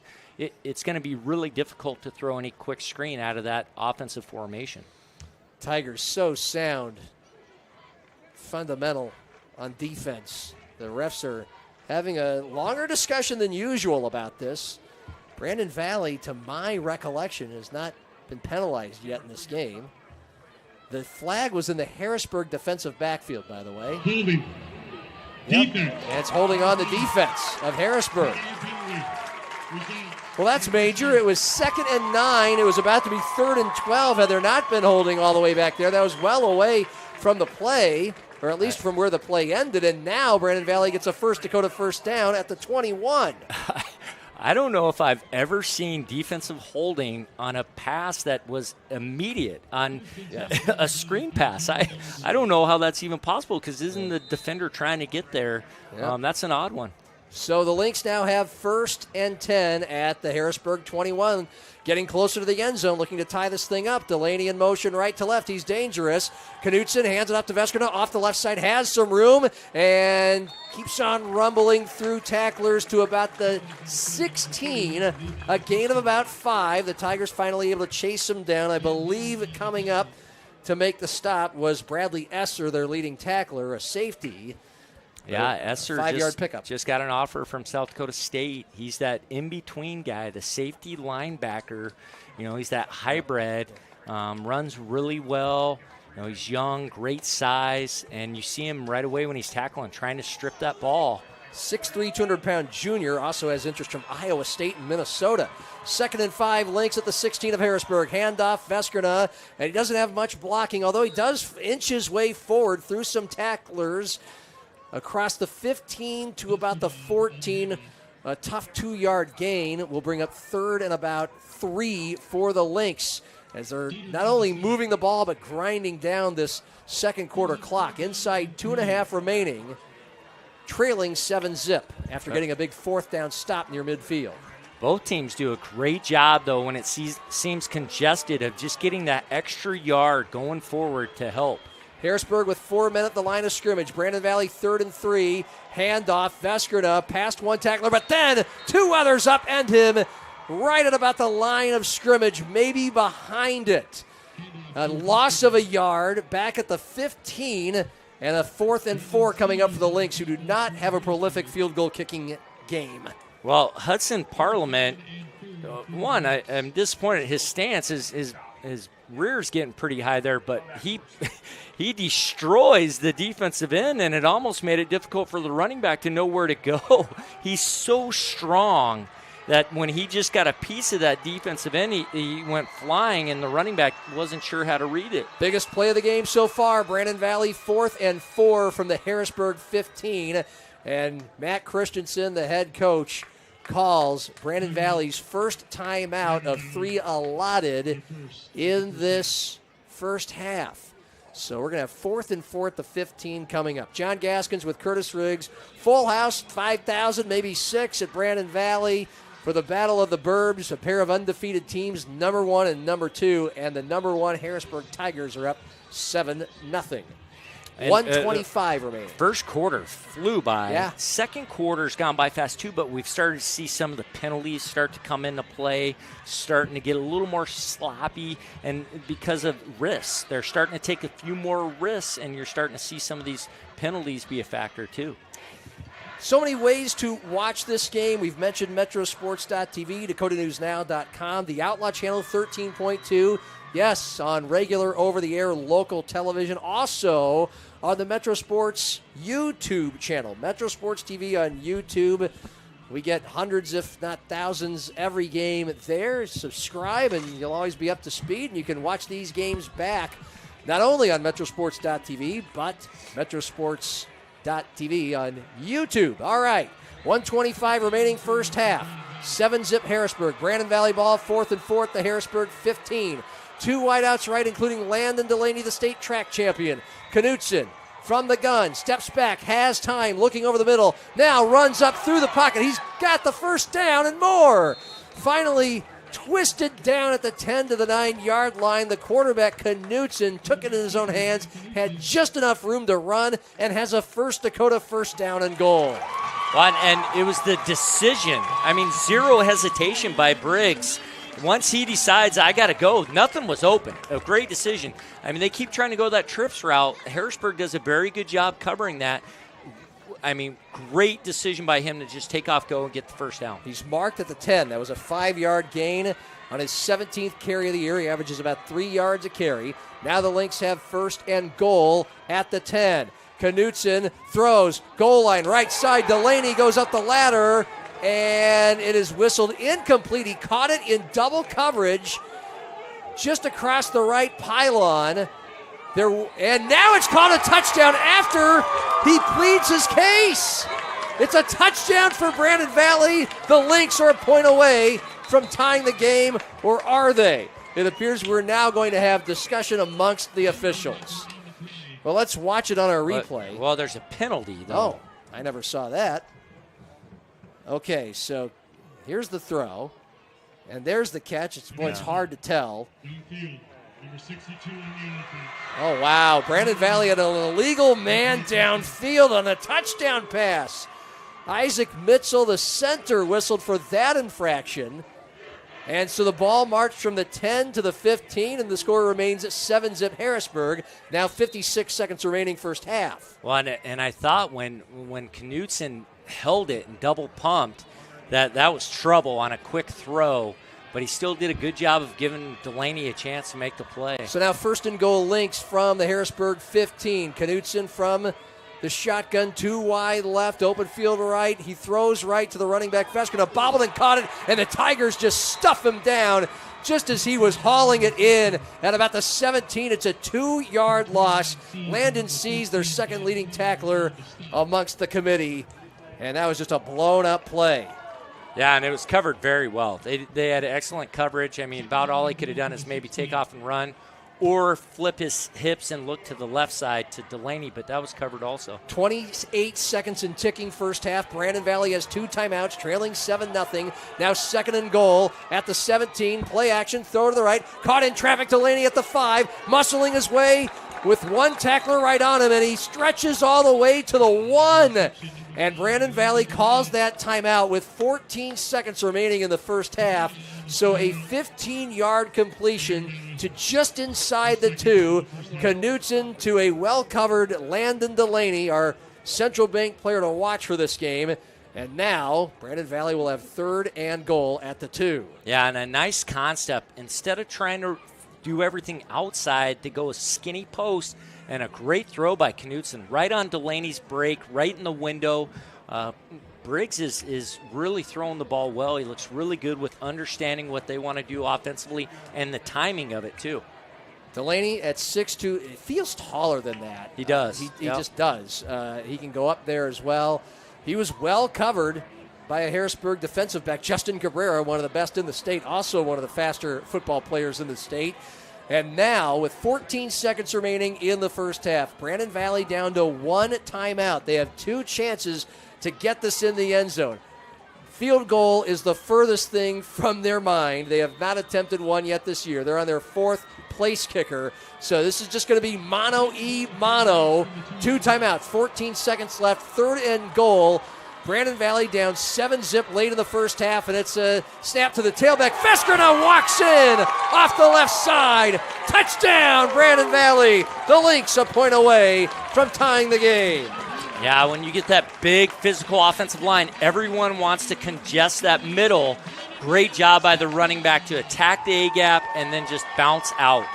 About the 3rd time we've seen a direct snap to the running back, Levi Veskrina, who's had a bulk of the tailback carries tonight. Gus Scott is the other part of that 2-headed monster, but it's been mostly Veskrina, and he's been mostly very good. Brand new place kicker tonight for Brandon Valley. The snap, the hold, and the kick is belted on through from their center, Isaac Mitzel. He's a perfect 1-for-1 on the season, kicking extra points. And we are tied at 7 with 12 seconds remaining in the first half of this battle of undefeateds. Of course, we'll keep it right here. Brandon Valley Marching Band is right out on the track, right in front of the grandstands. You can hear them loud and clear as the Lynx adopt the Notre Dame Marching Band fight song. Notre Dame... Wisconsin's fight song seems to be the most popular around here for high schools. Yeah. It seems like. And fireworks, part of that touchdown celebration. I mean, the budget's good in Brandon Valley. Yeah, things are good out here. I would assume so. Yeah. If you got fireworks after a touchdown. Maybe one of these days they'll have the firework launching pads like Nebraska and the Kansas City Chiefs have. I think Alabama. Does Alabama have them too? Yeah, they have the 3D lighting system too. Brandon Valley might be going in that direction. Where it becomes a disco party after every touchdown. Yeah, the strobe lights. 7 apiece. Harrisburg scored on the first drive of the game. Took almost 6 minutes, 54 yards. Things have been at a stalemate since then. The Lynx did throw an interception into the end zone as they were driving in the latter stages of the first quarter. Squib kick left to right, and the Tigers take it and just fall on it. Up man at the 32-yard line. It was reeled in by Mason Maya, the junior linebacker. And now Harrisburg with 2 timeouts and just 10 seconds remaining in this first half in a 7-all tie. Many people felt this was an even match. Everything on paper, including the 7-0 records and the 38 points per game for each team, said so. So did their defenses. Harrisburg giving up just 8 a game. Brandon Valley with just 5. I mean, really, if someone told you it'd be 7-7 at halftime, you'd go, yeah, that sounds about right. It's been a short game, low possession. Both teams have been able to move, but scoring has been another thing. And the Tigers now have first down to their own 28. Handoff to the tailback, Hines. He gets around the right corner, has a first down through traffic across the 40 and near midfield to the 45. The Tigers, they don't need to call a timeout to stop the clock. The first down does. The sticks are moved. Yeah, they did call the timeout because it Thank would you. start after, though. Well, the whistles did blow right away once that play was over, so both teams down to one timeout remaining in the first half. Brandon Valley doesn't really need to take theirs. But Harrisburg now an interesting situation, Curtis, with the ball at its own 45, 4 seconds on the first half clock, and you might as well wail away. Well, I mean, I think you got to be careful still. I mean, I don't think Sam's going to – I don't see him throwing at 60 yards. But maybe they have a hook and ladder play. Maybe they have some type of trick play leading everyone one way and coming back a different direction, things like that. Or he might just say, hey, let's get Feldy the ball in space and see if he can just make people miss. I mean, that'd be the safe but best bet as well. And Braden Feldy tonight has an 8-yard run. He has a 36-yard catch, a 16-yard touchdown catch. So, final play of the first half, presumably. Harrisburg at its own 45, far hash, right to left. Brandon Valley sends a couple extra rushers. Feldy Knuth doesn't have much time, bounces off a tackler, rolling left toward the sideline. He just dumps it ahead to Feldy, who made the grab at midfield, was forced out of bounds, and that's all a moot point. A gain of 5 yards, but the clock has run out of the first half. Number 1 Harrisburg and number 2 Brandon Valley tied at 7 apiece as the Lynx score with 14 seconds remaining in the half to tie it up. First half thoughts, Curtis? Good game. I mean, very well played game. I think Harrisburg's going to go in at halftime and think, first drive, what were we good at? Well, getting Feldy the ball. I mean, he's the guy Brandon's struggling to stop. I think they'll go back to more of that. Brandon Valley's going to say, we look really good offensively. We just got to finish the drives. Because after their first drive, they have not been stopped. They've been moving up and down the field, just they threw the interception in the end zone. Tied at 7, Harrisburg and Brandon Valley. We have so many more scores to go through on our halftime show. Some of them will be final scores from around South Dakota high school football on this late kickoff night in Brandon. And we'll have some adjustments that Curtis Riggs thinks both teams need to make as well. All coming your way on the simulcast. Fox Sports 98.1, Metrosports.tv, Outlaw Channel 13.2, and DakotaNewsNow.com. Touchmark at All Saints, you're going to be surrounded by history. When you drive up to our community, you are impressed by the beautiful campus all around. This community is a combination of the old and the new. The old on the exterior, but your apartments are impressive. I've never been so pampered in my life. So it's the combination of both the history and modernization that makes it fun and enjoyable. Starting the first bank in South Dakota was the easy part, earning the confidence of local farmers, helping families account for their dreams, and securing the future for countless businesses took us a little longer. We owe it to the hard workers, big dreamers, and forward thinkers out there. Thank you for making South Dakota a great place to call home.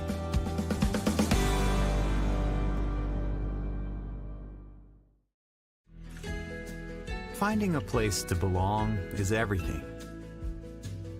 It's where you can make a difference, where you're heard,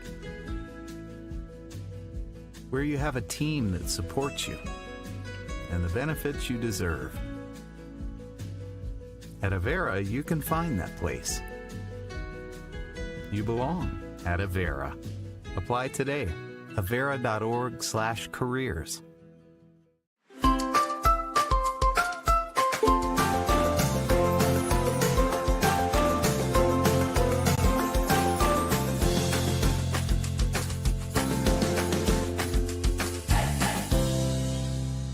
Experience it all. Follow your academic and career goals and your love for the arts, music, and competition that thrills you. Learn from award-winning faculty and in classes where you are more than a number. Build lifelong friendships at game day experiences and in student organizations for all interests. At Augustana, you don't have to choose. Live and learn in the heart of South Dakota's largest city, where job opportunities, networks of professionals, and a hometown feel await you. Find your bold at Augustana University.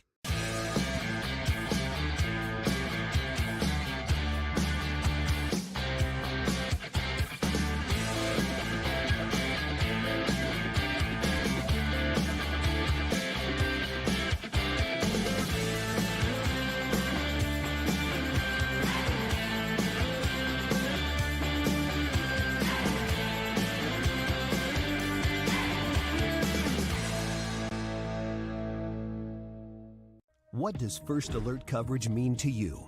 It's your first alert to breaking news, because when news happens, you shouldn't have to wait.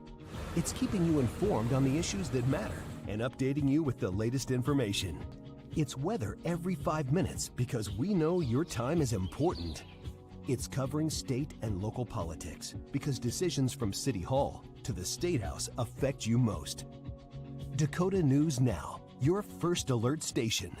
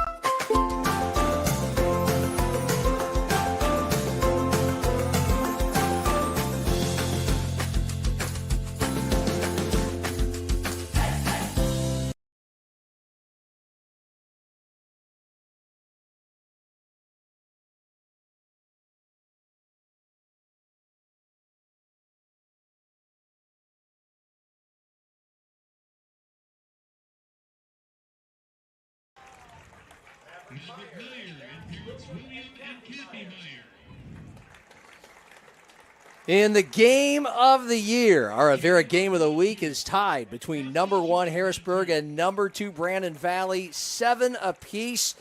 The Tigers score on the opening possession of the ball game, a 16-yard pass from Sam Knuth to Braden Feldy, made it 7-0, and then the Lynx tie it up with 14 seconds remaining in the first half on a nice little run by Levi Veskrina, their tailback, on a direct snap. If you're watching on Metrosports.tv or DakotaNewsNow.com, you're looking at that Knuth to Feldy touchdown pass early on.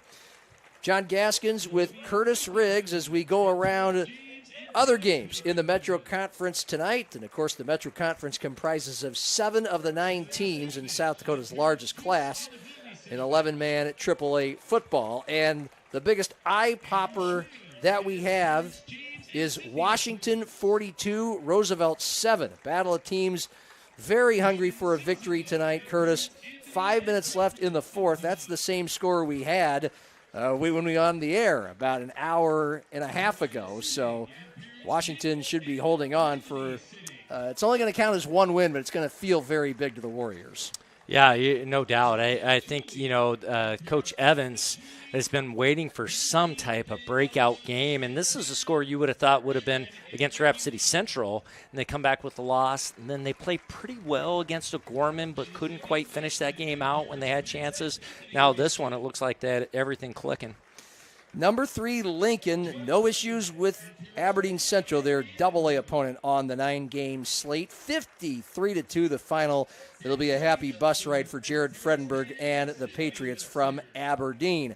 O'Gorman shutting out Rapid City Stevens 48-0 after 3 at McEnany Field. The Knights are ranked number 5, while number 4, Jefferson, leads Rapid City Central 39-13 with 9 minutes remaining in the fourth quarter. And again, it's 7 apiece, Harrisburg and Brandon Valley, number 1 at number 2 here in Brandon. The big one in Class 11 AA tonight, number 1 Yankton taking down number 5 T Area 28-7. So in a season where there's been some parity near the top, there's been some turns taken at number 1. Of course, Pierce started but has since faltered. You've had Brookings and Watertown and Yankton take the top mantle, but Yankton has it and separated themselves at least from number 5 T tonight by 21. Meanwhile, second-ranked Spearfish trailing Pierre 21-7 at Hollister Field in Pierre tonight, which is very interesting. Spearfish has beaten T and has a couple other top 5 wins. Yeah, and Pierce definitely had more downs than ups this year, at least what they're accustomed to. The other surprising score, Huron only up 2 on Mitchell. Mitchell has had a rough year, and not that Huron's a juggernaut, but Mitchell's really struggled to put any points up. What about Sioux Falls Christian Dell's game? We'll get to that. I'll get through the double A's. Number 3, Watertown leading Sturgis 35-10 with 10 minutes remaining in the fourth. Number 4, Brookings leading unranked Douglas 42-7. It's been a while since Brookings dropped from number 1 to 4, huh? When they lost to Yankton. Yeah, that's very interesting. And again, Huron 22, Mitchell 20. End of 3. The big one in Class 11A. Number 1, Sioux Falls Christian leading number 3, Del Rapids in Dells 21-0. 3 minutes remaining in the game. The Chargers have been dominant all season long. The closest anyone has gotten to SFC was number 2, Lennox, which led 8-0 in Lennox in week 4, but then lost 19-8. And I mean, ever since then, the Chargers have just been manhandling everybody, and that includes the defending state champs who were on a roll. They had won 6 in a row. Yeah, and there was actually a late touchdown that kind of made that score seem a little worse than what it was. It was a very close game, and Coach Smith took some field goals knowing that it was going to be a grinded-out game, and then they got a late score to kind of pull away at the end in that game. The aforementioned second-ranked Lennox Orioles leading Tri-Valley 38-8 with 7 minutes remaining in the fourth. Madison leading Canton 31-16, 7 minutes remaining in the fourth. You know, and someone asked, like, who are some of the good quarterbacks in the state? Lennox has, you know, the best pure passer is Boston Katzer from Lennox. He has a great release, really athletic. I think sometimes in their scheme and their pass protection, he's not able to quite show that. But a college coach is going to get a really, really good quarterback when he gets signed. You know, and then you look at some of the AAA guys, but that's someone at the lower levels that really stands out. A couple other 11A scores. Number 4, West Central mauling Millbank 51-7 after 3 in Millbank, the hometown of Kalen DeBoer. Number 5, Dakota Valley leading Vermilion 14-7, 4 minutes remaining in the fourth. For all your scores across South Dakota high school football, up to date all the time, the SD Score Feed app. It is free, it is real, and it is spectacular. Tomorrow, big day for college football locally and abroad. Doesn't get much bigger than number 1 South Dakota State, number 2 North Dakota State, 7 o'clock on ESPN in the Fargo Dome. The Jacks are a slim favorite. They've won 5 in a row in this series and 6 of the last 8. Do you see that continuing? I think so. I think playing in the Fargo Dome is always tough. When that 5-game winning streak started, Tom Neiman and I were actually doing the game in Fargo, and NDSU pummeled them the first half. Isaiah Davis got hurt, was out. They couldn't do anything right. And Johnson, the running back, now the starting running back, he dominated the second half, took over. SDSU got some turnovers, and then they dominated the second half and have never lost since. This one's going to be tough. I see why it's gone back and forth. I've seen NDSU favored, SDSU favored. The thing I think, though, is SDSU is so deep and so solid in so many different areas, and they don't have standouts that you try to eliminate. It's really hard to focus on what ways you would try to slow them down, and I think they're playing their best football right now. No doubt about that. Meanwhile, 4th-ranked USD is at Youngstown State. Jack's Radio is 107. Never won there. USD has never won at Youngstown. The Penguins are 2-5 off that loss to SDSU 63-13 last week. 5 o'clock on Midco Sports 2 for the Yotes and on Q95.7 FM. USF Cougars right here on Fox Sports 98.1 tomorrow, hosting Duluth at 1 o'clock for Cougar Days. And Augustana is hosting Winona State at Kirkby Over Stadium at 1 o'clock. A couple big college football games on the big boy slate.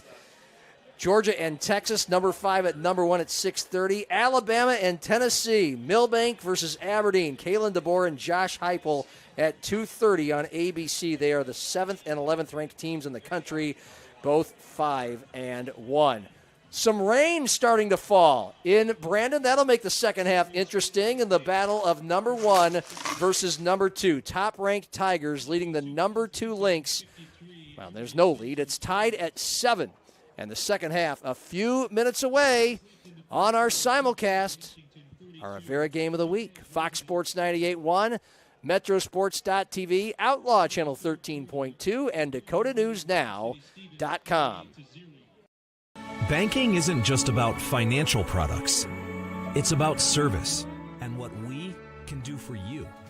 Those personal touches are at the core of who we are at Central Bank. Decisions are made locally by people who get to know you.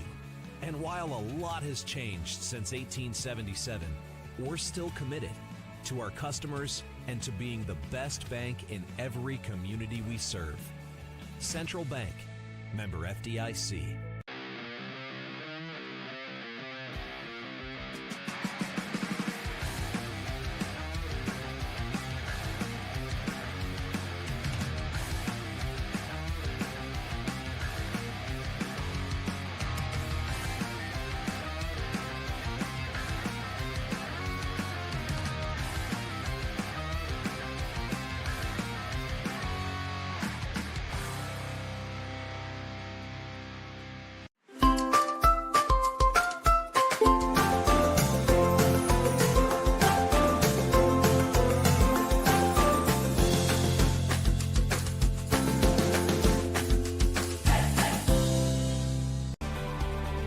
Jackrabbits don't wait to see what the future holds. They build it. At South Dakota State University, the next generation's leaders are preparing to launch. They're focusing on growth, and they're reaching new heights of excellence across vital industries. SDSU is building something greater for South Dakota and the world. Join us. Finding a place to belong is everything. It's where you can make a difference, where you're heard, where you have a team that supports you, and the benefits you deserve. At Avera, you can find that place. You belong at Avera. Apply today. Avera.org/careers. Starting the first bank in South Dakota was the easy part, earning the confidence of local farmers, helping families account for their dreams, and securing the future for countless businesses took us a little longer. We owe it to the hard workers, big dreamers, and forward thinkers out there. Thank you for making South Dakota a great place to call home.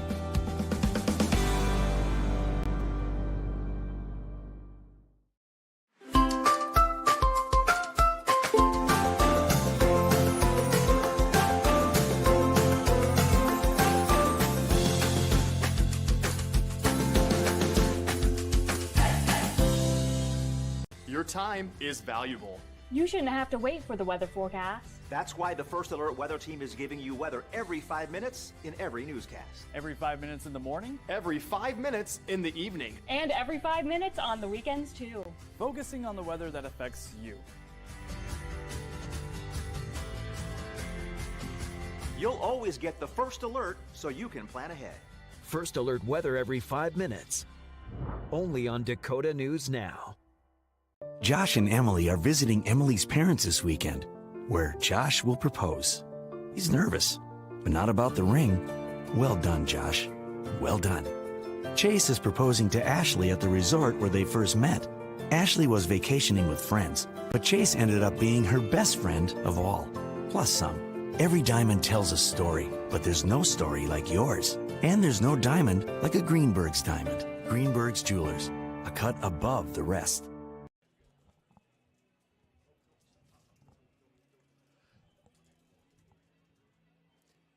About ready for the second half in Brandon. Number 1, Harrisburg. Number 2, Brandon Valley, tied at 7. It's our game of the year for our Avera game of the week.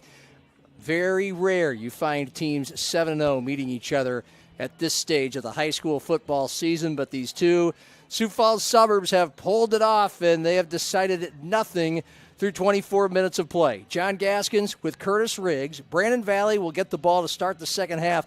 The Lynx scored on a Levi Veskerna 2-yard touchdown run with 14 seconds remaining in the first half to tie this thing up at 7. I mean, yards and plays snapped at. Things are very even in this game so far, Curtis. Harrisburg has the one turnover, an interception that was basically a steal off of a touchdown pass. I mean, a ball that was fought for in the back of the end zone. Brandon Valley thought they had the game tied earlier in the second quarter, and Harrisburg got the ball. But this Brandon Valley defense, no joke, holding things in check the rest of the half after that initial Harrisburg touchdown drive. Yeah, and it looked like a great play, well designed, and they had the receiver open. Delaney, though, as he was gripping the ball, just hesitated to throw it first, and it was a little bit late, and that's what gave the DB a chance to recover and then rip the ball away from the receiver. Harrisburg won the toss tonight and elected to take the ball, and they were successful scoring on that opening drive. But Brandon Valley, now tied at 7, will get the ball to start the second half. 63 degrees, a crisp autumn night in now getting past mid-October. The Tigers in their road white jerseys and pants, maroon numerals, yellow trim, and maroon helmets with their big yellow H with the Tiger logo. Brandon Valley, their black jerseys and pants. They have pink numerals for Breast Cancer Awareness Month, white trim, black helmets with the red BV logo. Right to left, almost no wind to deal with. In favor or behind, Keenan Upton kicking it off with his right leg for Harrisburg. 2 men at the goal line for Brandon Valley. This thing is end over end, and it is a boomer, about 3 yards into the end zone, an automatic touchback, and so the Lynx off their first and only scoring drive of the game to end that first half, trudge back onto the field. Briggs Knutson, their 5'9" junior quarterback, completing 77% of his passes this year. And it's not all dink and dunk. Averages 10 yards per attempt, which means he gets the ball downfield. His most dangerous weapon, Landon Delaney, 200-meter dash state track champion. He's in the slot right as BV moves left to right as we see it. Open field left and a handoff. Veskerna tries to go around the left tackle, and the Tigers just greet him there on the edge at the 21. Veskerna may have gotten a yard. He picked up about 50 yards in the first half, and it'll be second and a long 9. So, well, and it'll be interesting. You talk so much about Briggs. That completion percentage, a good running game, That's what that allows for. I mean, and you see he has great composure and really a good feel for what they're trying to do offensively. He stands from the shotgun as Delaney is in motion left to right. He takes the sweep on the end around. He's angling right, but he's tripped up. What a tackle made in the open space by Schimmel, the safety for Harrisburg. Delaney was trying to motor toward a first down on the near boundary, and he falls 6 yards shy of it. Yeah, and we saw this last week. I mean, Schimmel is no joke.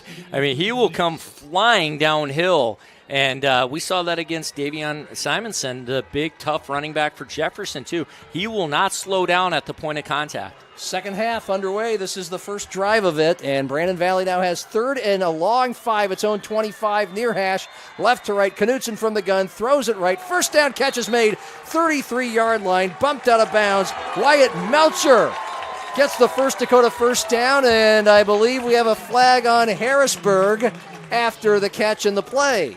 I think Landon sees, gives him a little push after. You kind of seen this building up, and eventually, soon as something happens right away, even if it's minuscule, they're going to throw it to get control of the game again.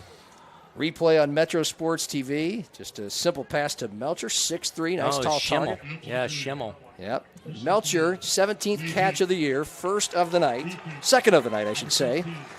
And the penalty just announced. That's a 15-yard personal foul, late hit. That play ended just shy of the 35, and so now Brandon Valley, first possession of the second half, in just 3 plays, has it 2 yards shy of midfield at its own 48. A $1.17 into the second half. It's tied at 7. Both teams 7-0. This is number 1 Harrisburg at number 2 Brandon Valley, and the Lynx from the near side hash. 2 wideouts left. And a handoff up the middle. Veskerna trying to muscle his way behind blocking and gets across midfield to the 49. Aiden Costain, defensive end, stayed right with him. And it's a gain of about 3, actually. It's 3 tough yards, no though. Kidding. I mean, you just saw a lot of physical contact there in the trenches. And that's Brandon Valley's got to be excited seeing that, hey, we're wearing them down. Let's just keep grinding this out here. Haven't seen much from Gus Scott, the tailback that shares time with Levi Veskerna at that running back spot. Almost an even number of carries and yards on the year. It's been all Veskerna tonight so far. 2nd and 7. Brandon Valley from the Harrisburg 49. 4-down lineman. Handoff up the middle. Oh, there's some room for Veskerna. Right up the middle. Sees part. He's got everybody beat. It's a touchdown. 49 yards right up the gut. And the Lynx take their first lead of this number 1 versus number 2 showdown. You don't see that happen very often against Harrisburg, and the reason why is because Schimmel and Feldy are so good at tackling. Feldy's not in, though. They got him where he was out, and he just came in for this extra point now. He's usually really good about coming up making that tackle. Schimmel ran past it, and Brandon Valley, we said they're just wearing him down up front. Levi Veskerna's 8th touchdown of the year. Isaac Mitchell, the center, his 2nd point after attempt tonight and on the year. Snap, hold, perfect, and the kick is good. You love seeing a 260-pounder kicking extra points. And with 9:51 remaining in this 3rd quarter, number 2 Brandon Valley leads number 1 Harrisburg 14-7. The Lynx score on back-to-back drives to end the first half and to begin the second half. The double. And, hey, more fireworks here in Brandon. There was some light rain as we neared the end of halftime, and from our vantage point, we could see it, the rain cascading behind the stadium lights or in front of them, and it looked like quite a downpour. And then I go outside, and it's hardly anything, and it let up rather quickly. It's 65 degrees. It's a beautiful night. Under complete darkness now, a game that kicked off at 8, the first half that took just 1 hour. 14-7 now, Brandon Valley leading Harrisburg. So the Tigers have not scored since their opening drive, and they find themselves for the first time tonight trailing. That drive by Brandon Valley went about 80 yards, exactly 80 yards, and the Veskerna 49-yard touchdown on the 5th play of the drive. Kickoff left to right, end over end to an up man at the 22, down the near numbers 25, 30, 35. And across the 40, a nice little return of almost 20 yards by Josiah Hines, the running back who had a return of similar yardage to open the game. And that's partly how the Tigers were able to score right away. They get this at their own 42. Yeah, I don't know why they keep kicking to him, especially with that low kick that he's able to get going full speed with. I'm not saying kick to the other returner because that's Feldy, but maybe a squib kick would be good if you're not able to kick that thing into the end zone. So here comes the Tiger offense, averaging 38 points per game on the year. It's been a juggernaut. It averages also 350-plus yards a game.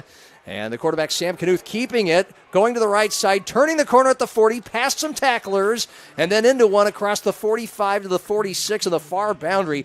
Sam Knuth, about his 6th run of the night, designed run from the quarterback spot. We saw a lot of that last week in the win over Jefferson. Yeah, these runs I like seeing much better than the power off-tackle runs for Sam. These ones are just, hey, you're faster than everyone else, get to the edge. Yep. The other ones are where he starts to take those hits from the linebackers. He had 4 yards, Harrisburg 2nd and 6 from its own 46, right to left, far hash. And it's a handoff. Hines off the left side, breaks through tacklers, midfield, first down 40, angling 35, still going 30. Finally, defenders chase him all the way down to the 26, but that is a 28-yard rumble by Josiah Hines, and the Tigers have a First Dakota first down in Brandon Valley territory. Yeah, and if you see the replay, blocked really well, and then a patient run. I mean, look at Hines just letting Feldy get some blocks, a little juke and jive, and then getting an extra 7 yards. 14-7, Brandon Valley lead over Harrisburg. Inside 9 to go, 3rd quarter. The Tigers now have a First Dakota first down at the Brandon Valley 27. Feldy flanking in the backfield, a throw, left side, a fade route. Sam Knuth looking for his twin brother Jacob, overthrown.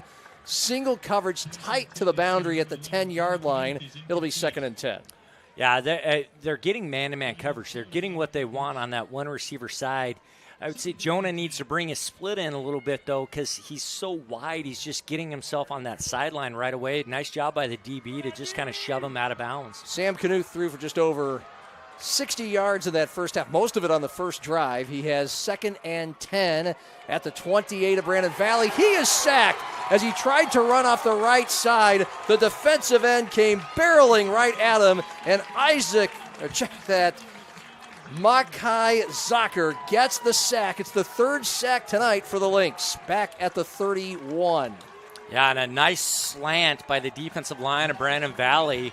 That's a long ways for Sam to run on that one. You got to hold blocks a long time there. So after a giant Josiah Hines run toward the 30-yard line of Brandon Valley, the Lynx bow up on defense. Now it's 3rd and 15 Tigers from the Brandon Valley 31. The Lynx fans all on their feet. Knuth rolling left, looking downfield, not throwing. Then he is sacked from behind. He is chased down on the near boundary. A big-time 3rd down stop by the Lynx.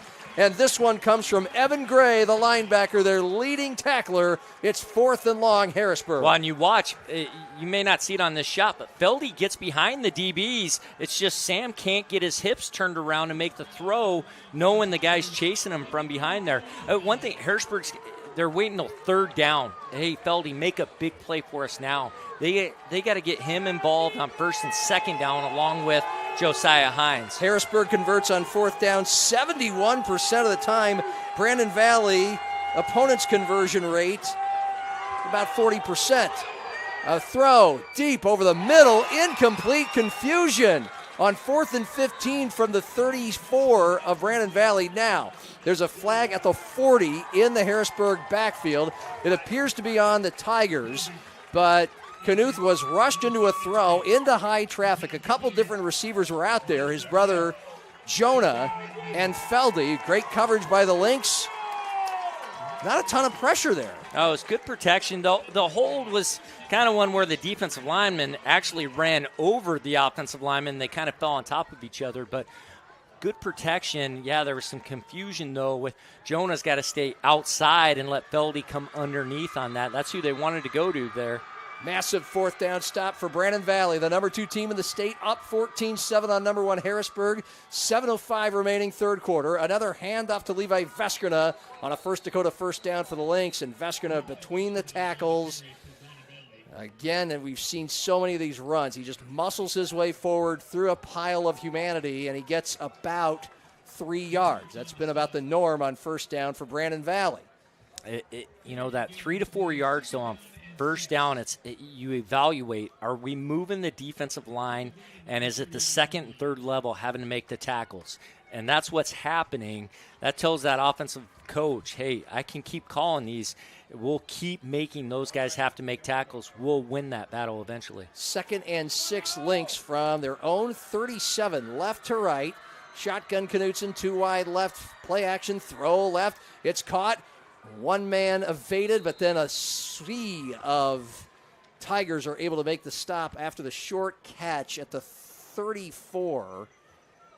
It's a receiver that was blanketed to the point where I didn't see the number, but it's a very short gain. It'll be 3rd and mid-range now for Brandon Valley. Still can't see who I think it was Delaney that caught it, but you're right. They gave him zero chance to get going.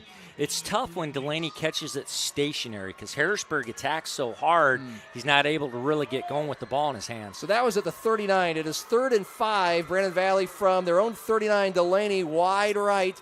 Knutson takes the chest-high snap, looks Delaney's way, throws toward Delaney. It's caught for a 1st down on the near numbers at the 45. Delaney had to kind of inch back, but then lunged forward as the defensive back came at him, Justin Cabrera. But that is a First Dakota 1st down gain of 6 yards. Brandon Valley in business, up 14-7. Well, and they started the strength on the left side, John. They motioned Delaney across, so they keep Cabrera on that side, and they're able to get the one-on-one matchup against Van Hull, and they feel like Delaney can win that. And you saw him just run a speed cut out for the 1st down, and a nice throw by Briggs. Gray and Van Hull made the tackle in space on Delaney, but he got the 1st down on a gain of about 6. So now the Lynx are at their own 45. Handoff. Veskrina up the middle, sheds some tacklers, gets through a couple more, keeps dragging his feet across midfield to the 48.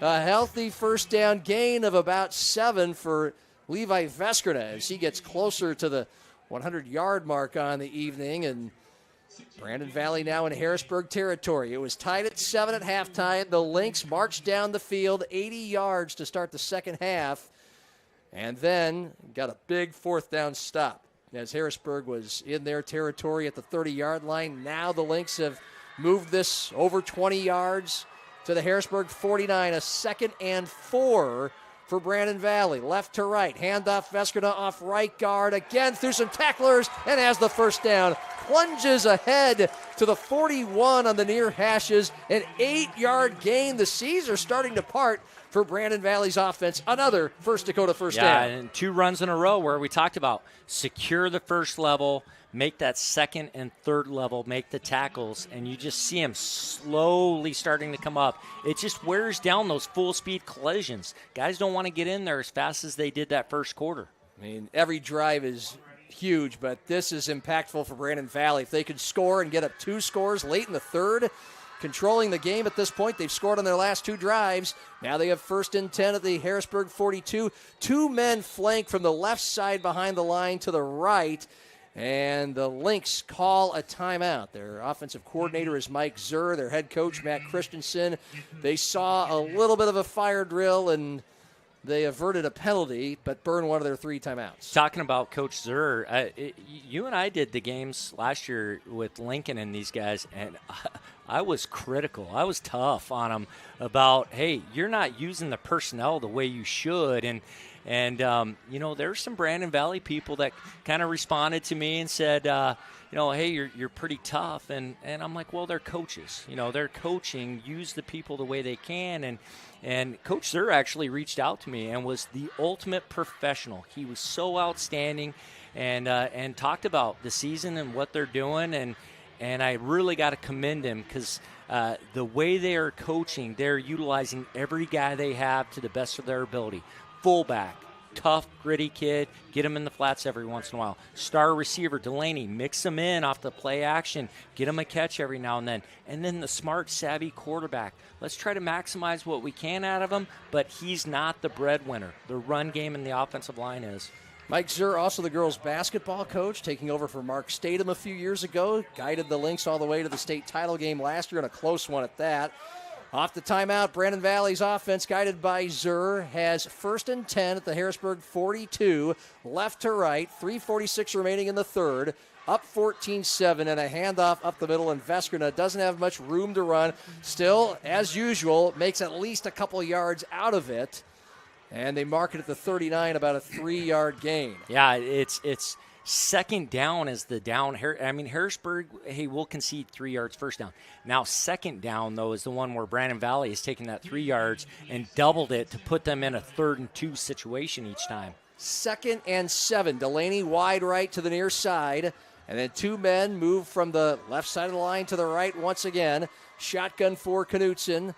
From the 39, a handoff up the middle. Veskerna sheds some tackles, keeps driving the legs toward a first down. He reaches to about the 31, which is a yard beyond what they needed. An 8-yard gain for Veskerna off right guard. Another First Dakota first down for the Lynx. Well, and you'll see number 66, the nose guard, Connor Lag. He gets caught in a double team, and he's 4 yards downfield before he even sees the ball carrier going by. That's the movement they're doing. They're securing that first level, meaning the defensive line. They're pushing them into the linebackers. Brandon Valley up 14-7 with the ball. 2:40 and ticking third quarter. Now 1st and 10 from the Harrisburg 31. Quick snap, quick throw, left side. Delaney has the catch, far hashes at the 24. Skirts a tackle. Now the Tigers chase him out of bounds. On the far side, near the first down stick. That's at the 30 or the 21. And it looks like he's maybe a yard short, a gain of 9. Yeah, and they just got a one-on-one situation. Delaney against Cabrera. Cabrera's smart enough to know in man-to-man, I cannot run with Delaney. He cannot. There's not many kids that can. So he plays a little softer, gives up that hitch, but you got to come up and make that tackle. And Cabrera, the cornerback, one of the faster Tigers on that squad. So it is now 2nd and 1. Brandon Valley from the 22 of Harrisburg. Handoff Veskerna, left guard, has the first down and more. Again, just muscling his way through as many defenders as he can. He is upended on that far hash mark, or the far numbers at the 18 about a 4-yard gain. Actually, it's a 5-yard gain to the 17. And now Brandon Valley in the red zone, Curtis. Well, and they're just chewing up clock. And, you know, it's neat to see A.J. Garrow down on the sideline. He's the one signaling in the calls and probably reminiscing like, hey, I remember running an offense like this. Under center for the first time tonight, Knutson hands it off, tailback again, and right up the middle from the 18 to maybe the 15, maybe a 3-yard gain. Brandon Valley will have 2nd and 7 inside 2 minutes left third quarter, a 14-7 lead.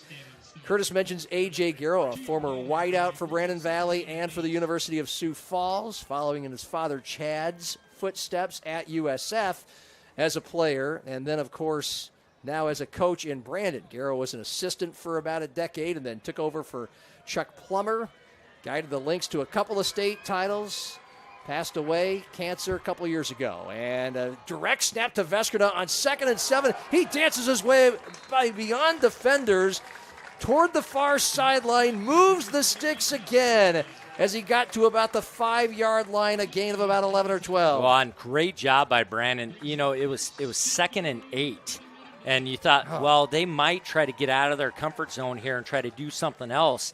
They stuck to their plan, a solid run on 2nd down, and they get an easy first down out of it. Yeah, Veskerna with an 11-yard gain all the way to the 6. The tackle made by Braden Feldy. 1st and goal Lynx, a First Dakota first down at the 4 of Harrisburg. A direct snap to Veskerna again behind the guards on the left side, and he's got a touchdown. He dives right on through. The Lynx fans rise to their feet. Brandon Valley has scored 20 in a row and leads Harrisburg 20-7 late in the third. I mean, they are just taking it right to Harrisburg, play after play after play on this drive, and why even snap it to the quarterback? Veskerna with back-to-back direct snap carries for 22 yards, a First Dakota first down, and then a touchdown. Isaac Mitchell, the center, in. He is 3 of 3 on his extra points tonight as the brand new BV place kicker. And with 48 seconds remaining in the third, it's now Brandon Valley 21, Harrisburg 7. Number 2 leading number 1 in the state by 14 points. Both teams undefeated. And with under a minute left in this third quarter, we'll keep it right here. Simulcast, Fox Sports 98.1, Metrosports.tv, Outlaw Channel 13.2, DakotaNewsNow.com, and Metro Sports TV, YouTube, and Twitter as well. You saw the students section of Brandon Valley. They've been rowdy tonight. It's full on the other side for Harrisburg. Terrific atmosphere as we expected, Curtis. Yeah, a great crowd. The game, though, you're seeing that which side is winning in the trenches now. That was a really impressive drive, and it was domination up front by the offensive line of Brandon Valley. Brandon Valley scores on its first drive of the second half after we were tied at the break, and they score again late in the third, up 21-7. Kickoff, left, right, again to Hines, near numbers 20, 25-30, just straight ahead, and he drags a tackler to the 33. A return of about 15 yards. Josiah Haynes dangerous, and as Curtis mentions, the Lynx just keep kicking to him. But Harrisburg has had nothing to show for on offense since an opening drive of the game that went about 54 yards after a long Josiah Hines kickoff return, a touchdown pass from Knuth to Feldy from 16 yards out. But the Tigers have been stymied ever since. They're on the wrong end of a 21-0 run. They take over on their own 32, near hash, right to left. The Lynx with 3 down linemen. Feldy, the dangerous receiver, in motion left to slot right. And a pistol set, shotgun snap to Knuth, handoff to Hines off the right guard. Gets past the line, and then a linebacker chases him down at about the 39, a gain of about 6. Yeah, and there's no doubt, John. Harrisburg has got to become a two-headed monster. It's got to be Hines and Feldy. And really, at this point in the game, no one else should get involved. I mean, every once in a while, sprinkles somewhere maybe, but those two, they've got to touch the ball as much as possible. 10 seconds remaining in the third. Feldy is wide left. It is 2nd and 4, Harrisburg. Quarterback keep. Knuth trying to get around the left edge, going for the first down marker on the sideline, near side. And he footsteps his way out of bounds to close. I mean, they have not quite given us the official mark. It's at the 42. It's a yard shy. 1 second on the third quarter clock. It went out of bounds and stopped the clock. And so the Tigers with just a little bit more than a yard to go. These Lynx fans on third down pop out of their seats. Home grandstand right in front of our microphone. And this might be a time for a little play action because you feel like fourth down. That's what Coach Christensen right there signaling to his DBs. Yeah, you can see him on the bottom of your screen. Trips to the right side of the line, very tight to the line. Knuth on 3rd and 1, his own 42. Rolling right, looking downfield. Still looking, now taking it himself, and he's got the first down. He just lunged past the first down stick on the far side, got the First Dakota first down at about the 44-yard line. It moves the chains, and Harrisburg now close to midfield to start the fourth quarter. That's the end of the third. Brandon Valley, number 2, leading Harrisburg, number 1, 21-7 through 3 quarters. On our Rivera Game of the Week, Fox Sports 98.1, Metrosports.tv, and DakotaNewsNow.com.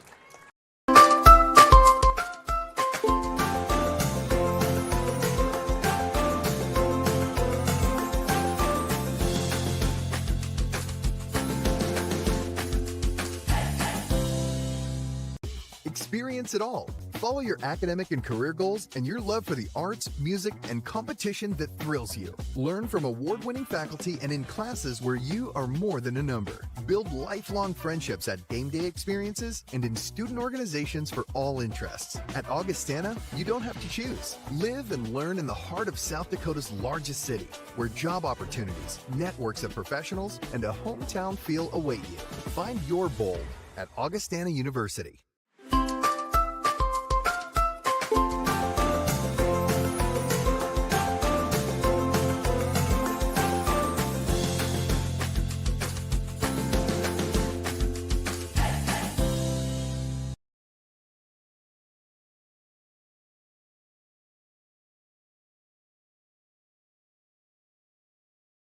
Number 2, Brandon Valley, 21-7, a first down for their own 44-yard line, and a throw to the left side. It's caught.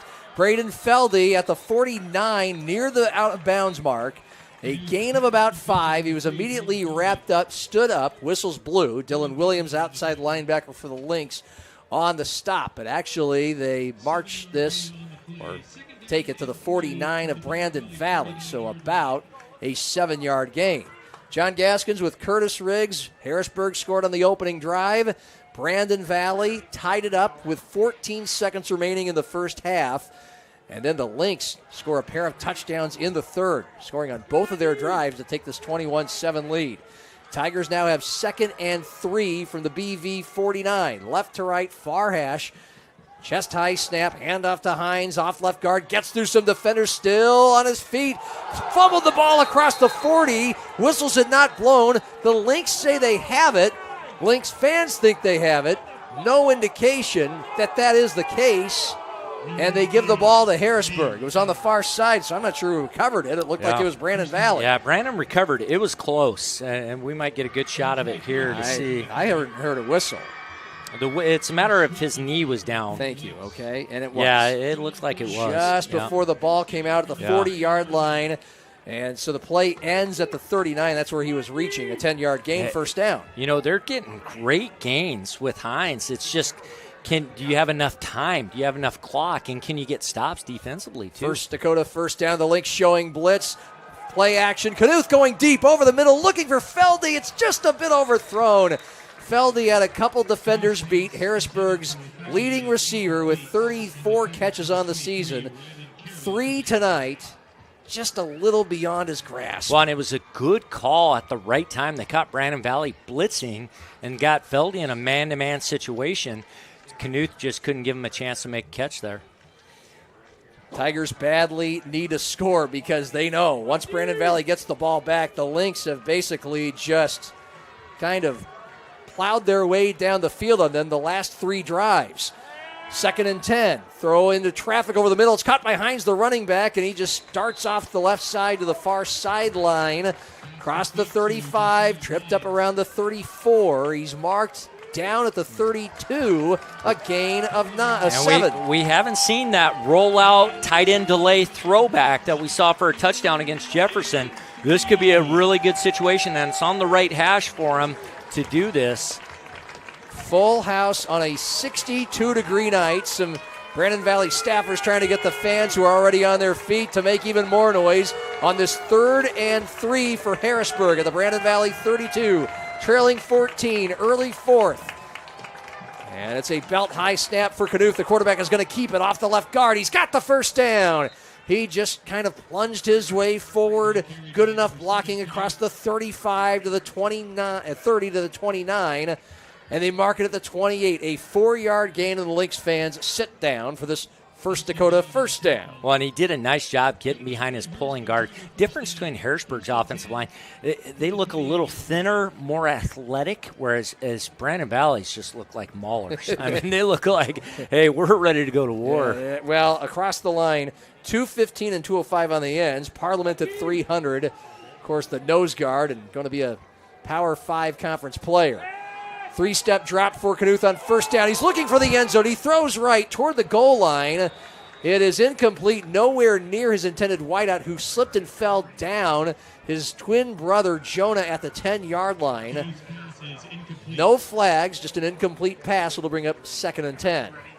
Yeah, and they had Will Young out here in man-to-man coverage, but it looked like he was just trying to run off for someone else. So it had to be directed to one of them. I think they were trying to run that scissors route again with Feldy and Knuth, and it got jammed up there in the middle. 9:15 remaining, 4th quarter. Battle of 2 teams that have comprised of state championship appearances in 5 of the last 6 years, at least one of them. And Harrisburg has 2nd and 10 for the Brandon Valley 29. Knuth keeping it up the middle, has some wheels. Wall caves in, but he got past the initial line of defense, made his way to the 21 for an 8-yard gain. Oh, check that, the 23. They mark him down at the 23, a 6-yard gain. So another 3rd down and another opportunity for the Lynx fans to rise to their feet. Inside 9 minutes left, 4th quarter. 21-7 Brandon Valley the lead. Tigers 3rd and 4 from the Brandon Valley 23. Left to right. 1 wide left, that's Feldy. He's in motion now, 3 wide right. Feldy in the slot. Play action, rush coming from the left. Knuth rolling right, throwing right. Catch is made, first down on the near sideline.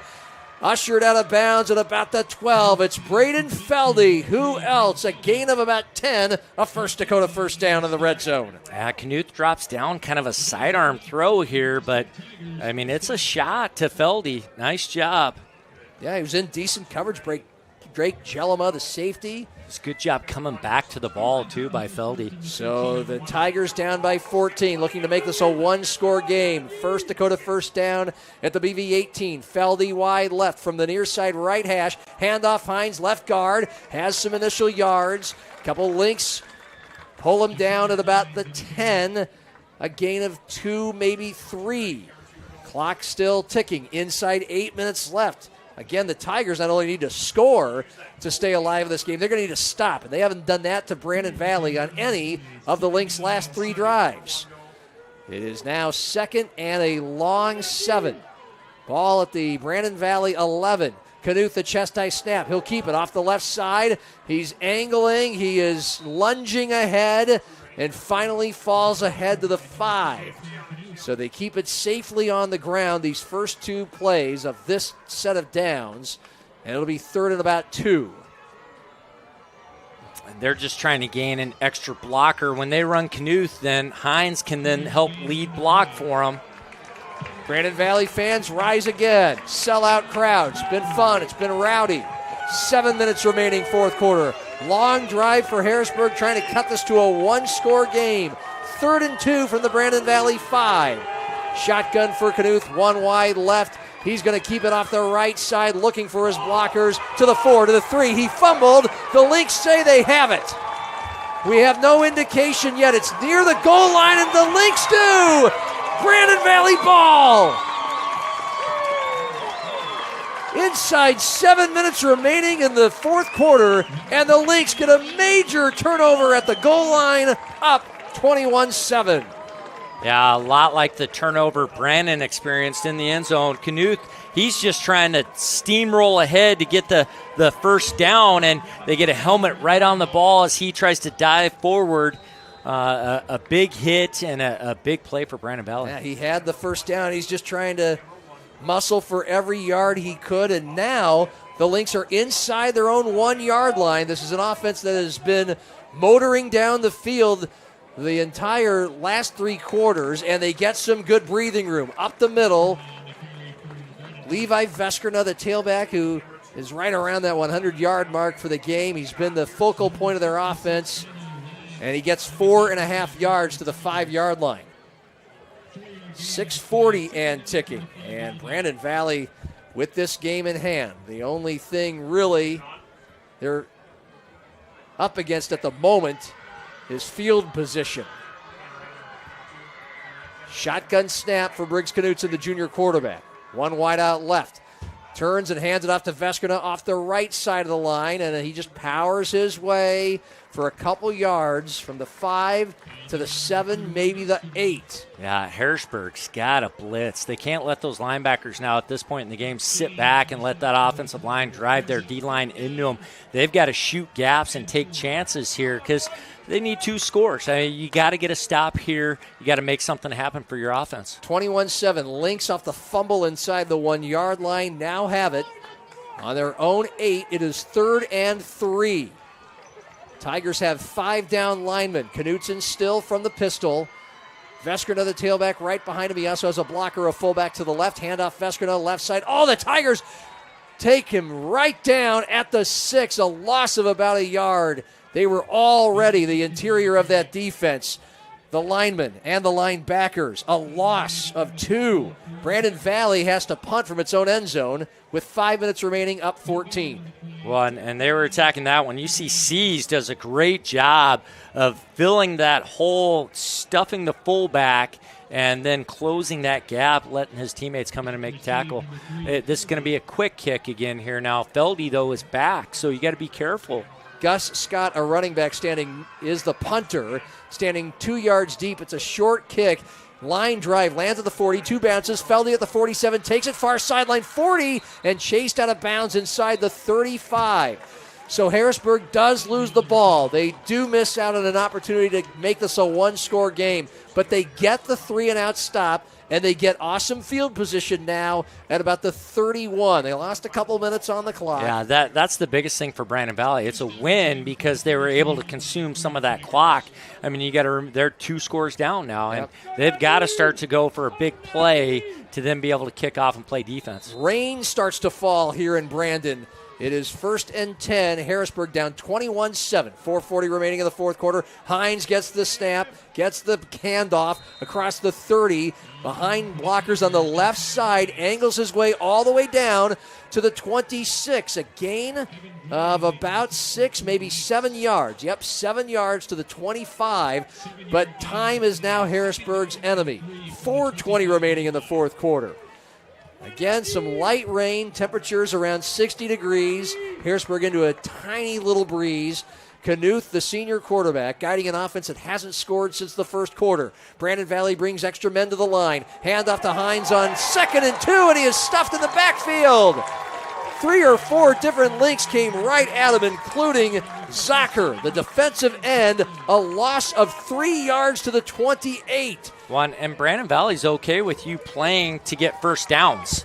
I mean, they're playing to stop touchdowns. Harrisburg's calling plays to get first downs. And that's the difference, which is allowing that clock to just keep going. Yeah, it's now inside 3:40 remaining in the fourth quarter.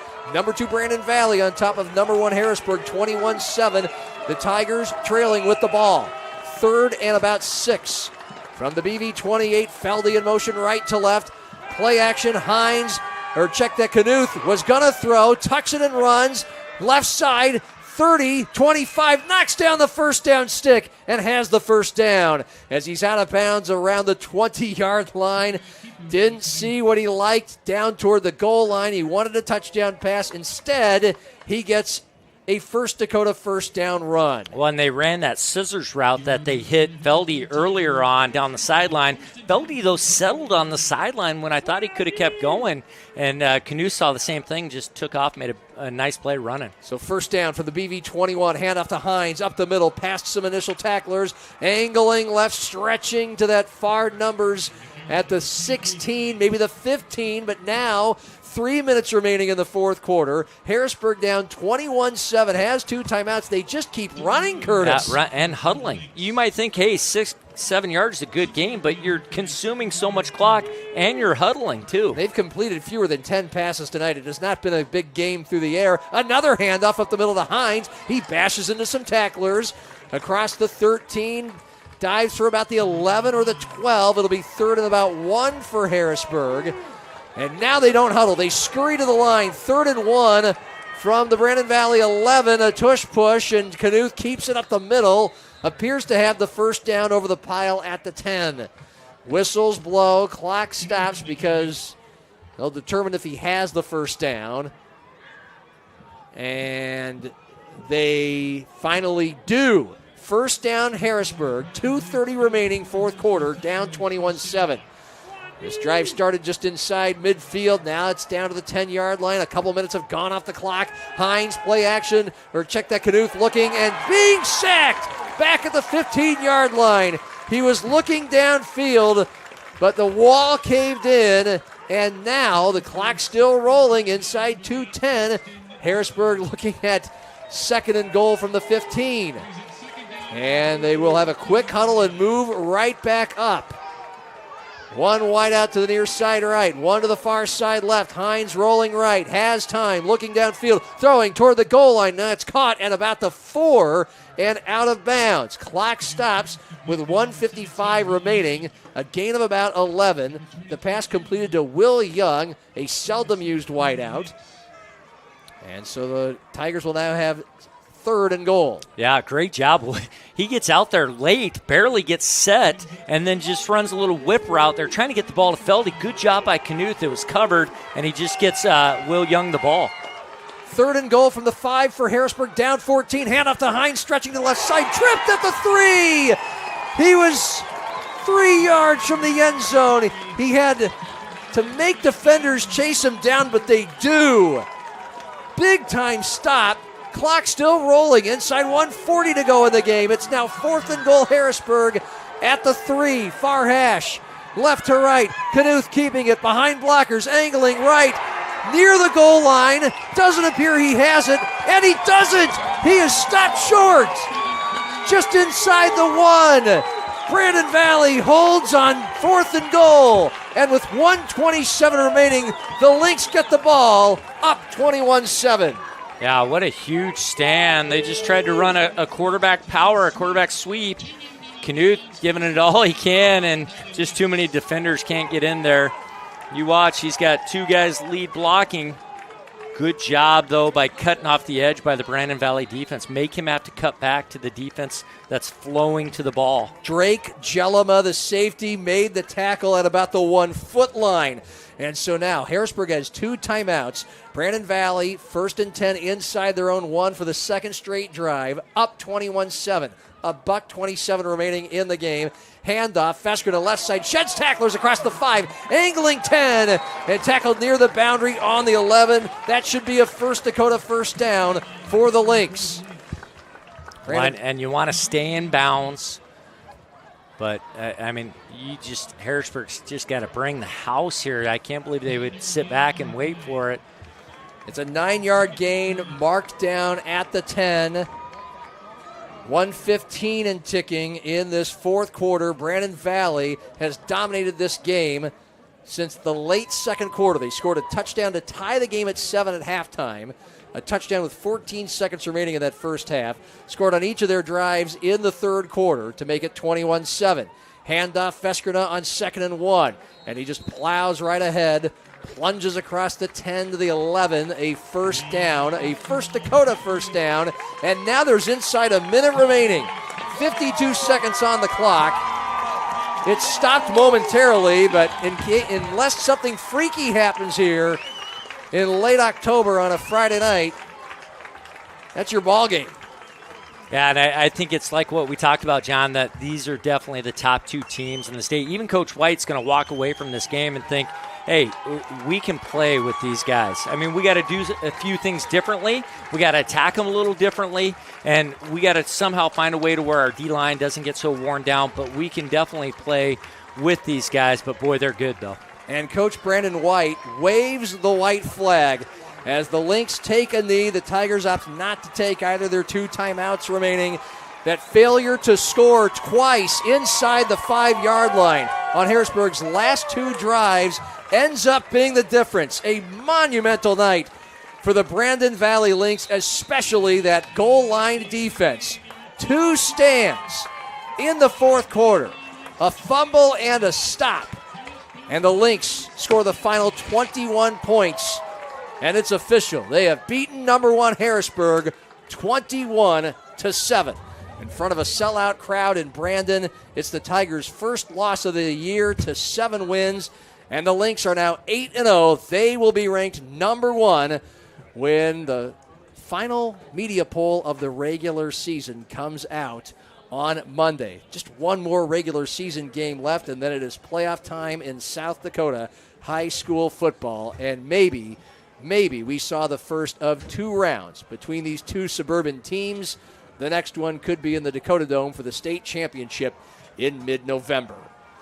We will take a look at some of the highlights of this game. We'll determine our player of the game and scores from around South Dakota high school football, all coming your way on the postgame show of our Avera Game of the Week. Number 1, Harrisburg goes down. The second-ranked Lynx with the 21-7 victory on Fox Sports 98.1, Metrosports.tv, Outlaw Channel 13.2, and DakotaNewsNow.com.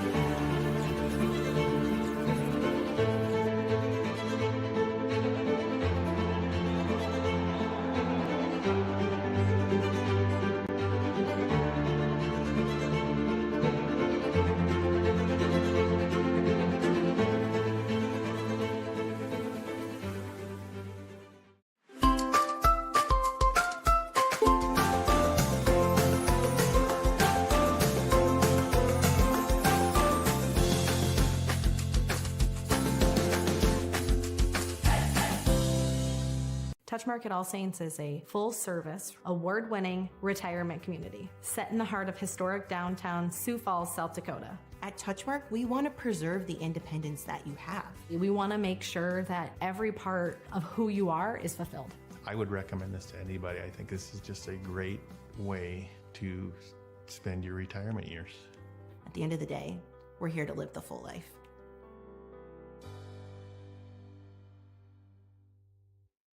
Starting the first bank in South Dakota was the easy part, earning the confidence of local farmers, helping families account for their dreams, and securing the future for countless businesses took us a little longer.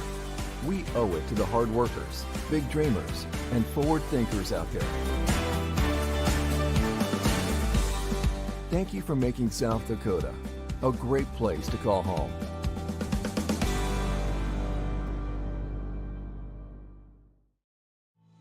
In nursing, where you work matters. At Avera, we build Team Green around you.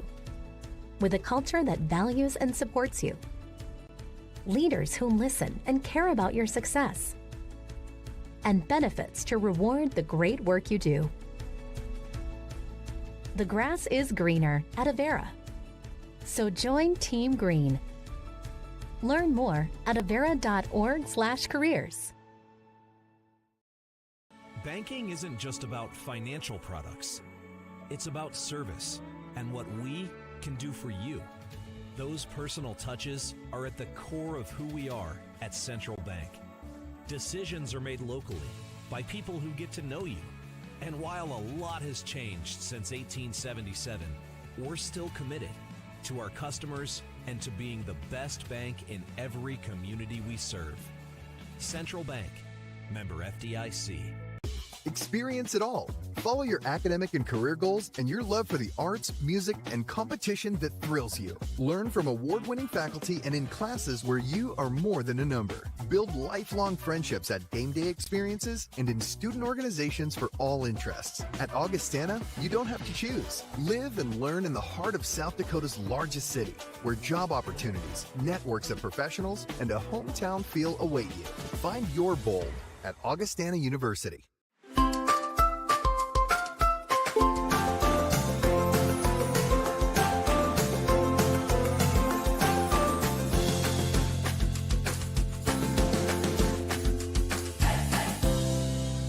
Dakota News Now at 9 on Fox Sioux Falls. Your first and only local news in prime time. 1 hour to focus on the headlines of the day, plus breaking news as it happens. 1 hour to provide in-depth coverage of the biggest stories, alerting you first to what impacts you and your family's safety. 1 hour to give you a more detailed look at your first alert forecast, updating you every 5 minutes so you can prepare for tomorrow's forecast tonight. Dakota News Now at 9 on Fox Sioux Falls. Your first alert station.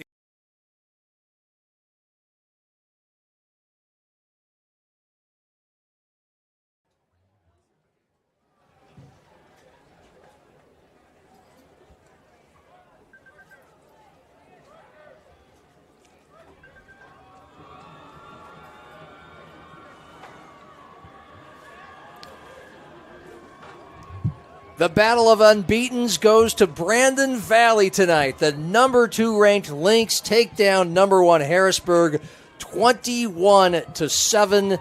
And this was rather simple. The Lynx scored on a long touchdown drive late in the first half to tie the game at 7. That was your halftime score. And then they just kept pounding the ball down the field, scoring on both of their drives in the third quarter, capped by Levi Veskerna touchdown runs. And then they held Harrisburg twice inside the 1 yard line in the fourth quarter. Once on a fumble, another on a 4th and goal stop. And that is pretty simple. We don't have official stats in this game, but that's about all I really need to tell you. Meanwhile, the Tigers, they scored on their first drive and did not score again.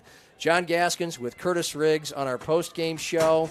And what we thought would make the difference tonight really surely did. Yeah, and all the questions were answered. We wondered, could Harrisburg really play with them in the trenches? In their previous games, you thought maybe they could, but then you see them firsthand, Brandon Valley, and I commend their coaching staff because we did not see this last year. They had just a capable offensive line as they do this year, and they would not allow their offense to just dominate like they did. And Coach Zerr called an outstanding game and really is calling plays to the ability of the kids that he has.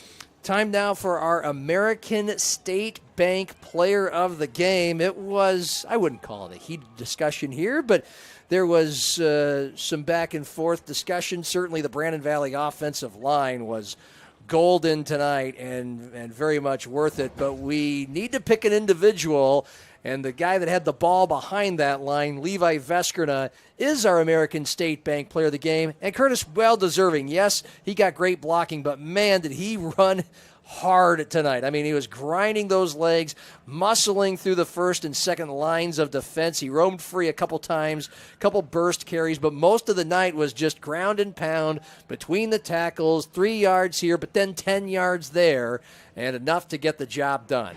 Yeah, and sometimes it would just be a 2-3 yard gain, and then they would give him the ball again, come back with a 7-8 yard gain. They did a lot of things really well. I think Briggs Knutson did an outstanding job, handling the offense. He had very few incompletions that you can think of. And then the offensive line, defensive line. But the Brandon Valley defense, they give up that first drive, and you think Harrisburg's got their number. They're going to take it down and score each time. Never scored again, and then 2 big stops inside the 5 yard line. Well, as hotly anticipated as this game was between number 1 and number 2, a pair of 7-0 teams, they have some slobber knockers to look forward to next week as well to end the regular season. For Brandon Valley, now 8-0, they'll be ranked number 1. They'll take on number 4 Jefferson, and that will be no easy task to finish the regular season. while Harrisburg, who will fall to number 2, they'll get number 3, Lincoln. We saw what the Lynx did to the Patriots, and we could have a very fun, very high-flying game in Harrisburg next week. You know, and those two matchups, Jefferson, I mean, it might sound silly, but they match up that style of football pretty well with Brandon. They lost their center, though. Brady Altenberg, he broke his leg in that Harrisburg game, so he won't be able to play. There's some changes there, but they got to take care of the ball, and they got to figure out a way to stop that run game. We'll have number 2 Harrisburg and number 3 Lincoln next Friday night in our regular season finale of the Avera Game of the Week. This one goes to now number 1 Brandon Valley, 21-7 over the Tigers. We'll have scores from around high school football in South Dakota on the post-game show on Fox Sports 98.1 coming up, but we bid the television audience goodbye. For Chad Berger and his intrepid crew, and for Curtis Riggs, I'm John Gaskins. You can watch this game back on demand, metrosports.tv, and also the Metro Sports TV YouTube channel. So long from Brandon, from our Avera Game of the Week. News now at 9 on Fox Sioux Falls. Your first and only local news in prime time. 1 hour to focus on the headlines of the day, plus breaking news as it happens. 1 hour to provide in-depth coverage of the biggest stories, alerting you first to what impacts you and your family's safety. 1 hour to give you a more detailed look at your first alert forecast, updating you every 5 minutes so you can prepare for tomorrow's forecast tonight. Dakota News Now at 9 on Fox Sioux Falls, your first alert station. Starting the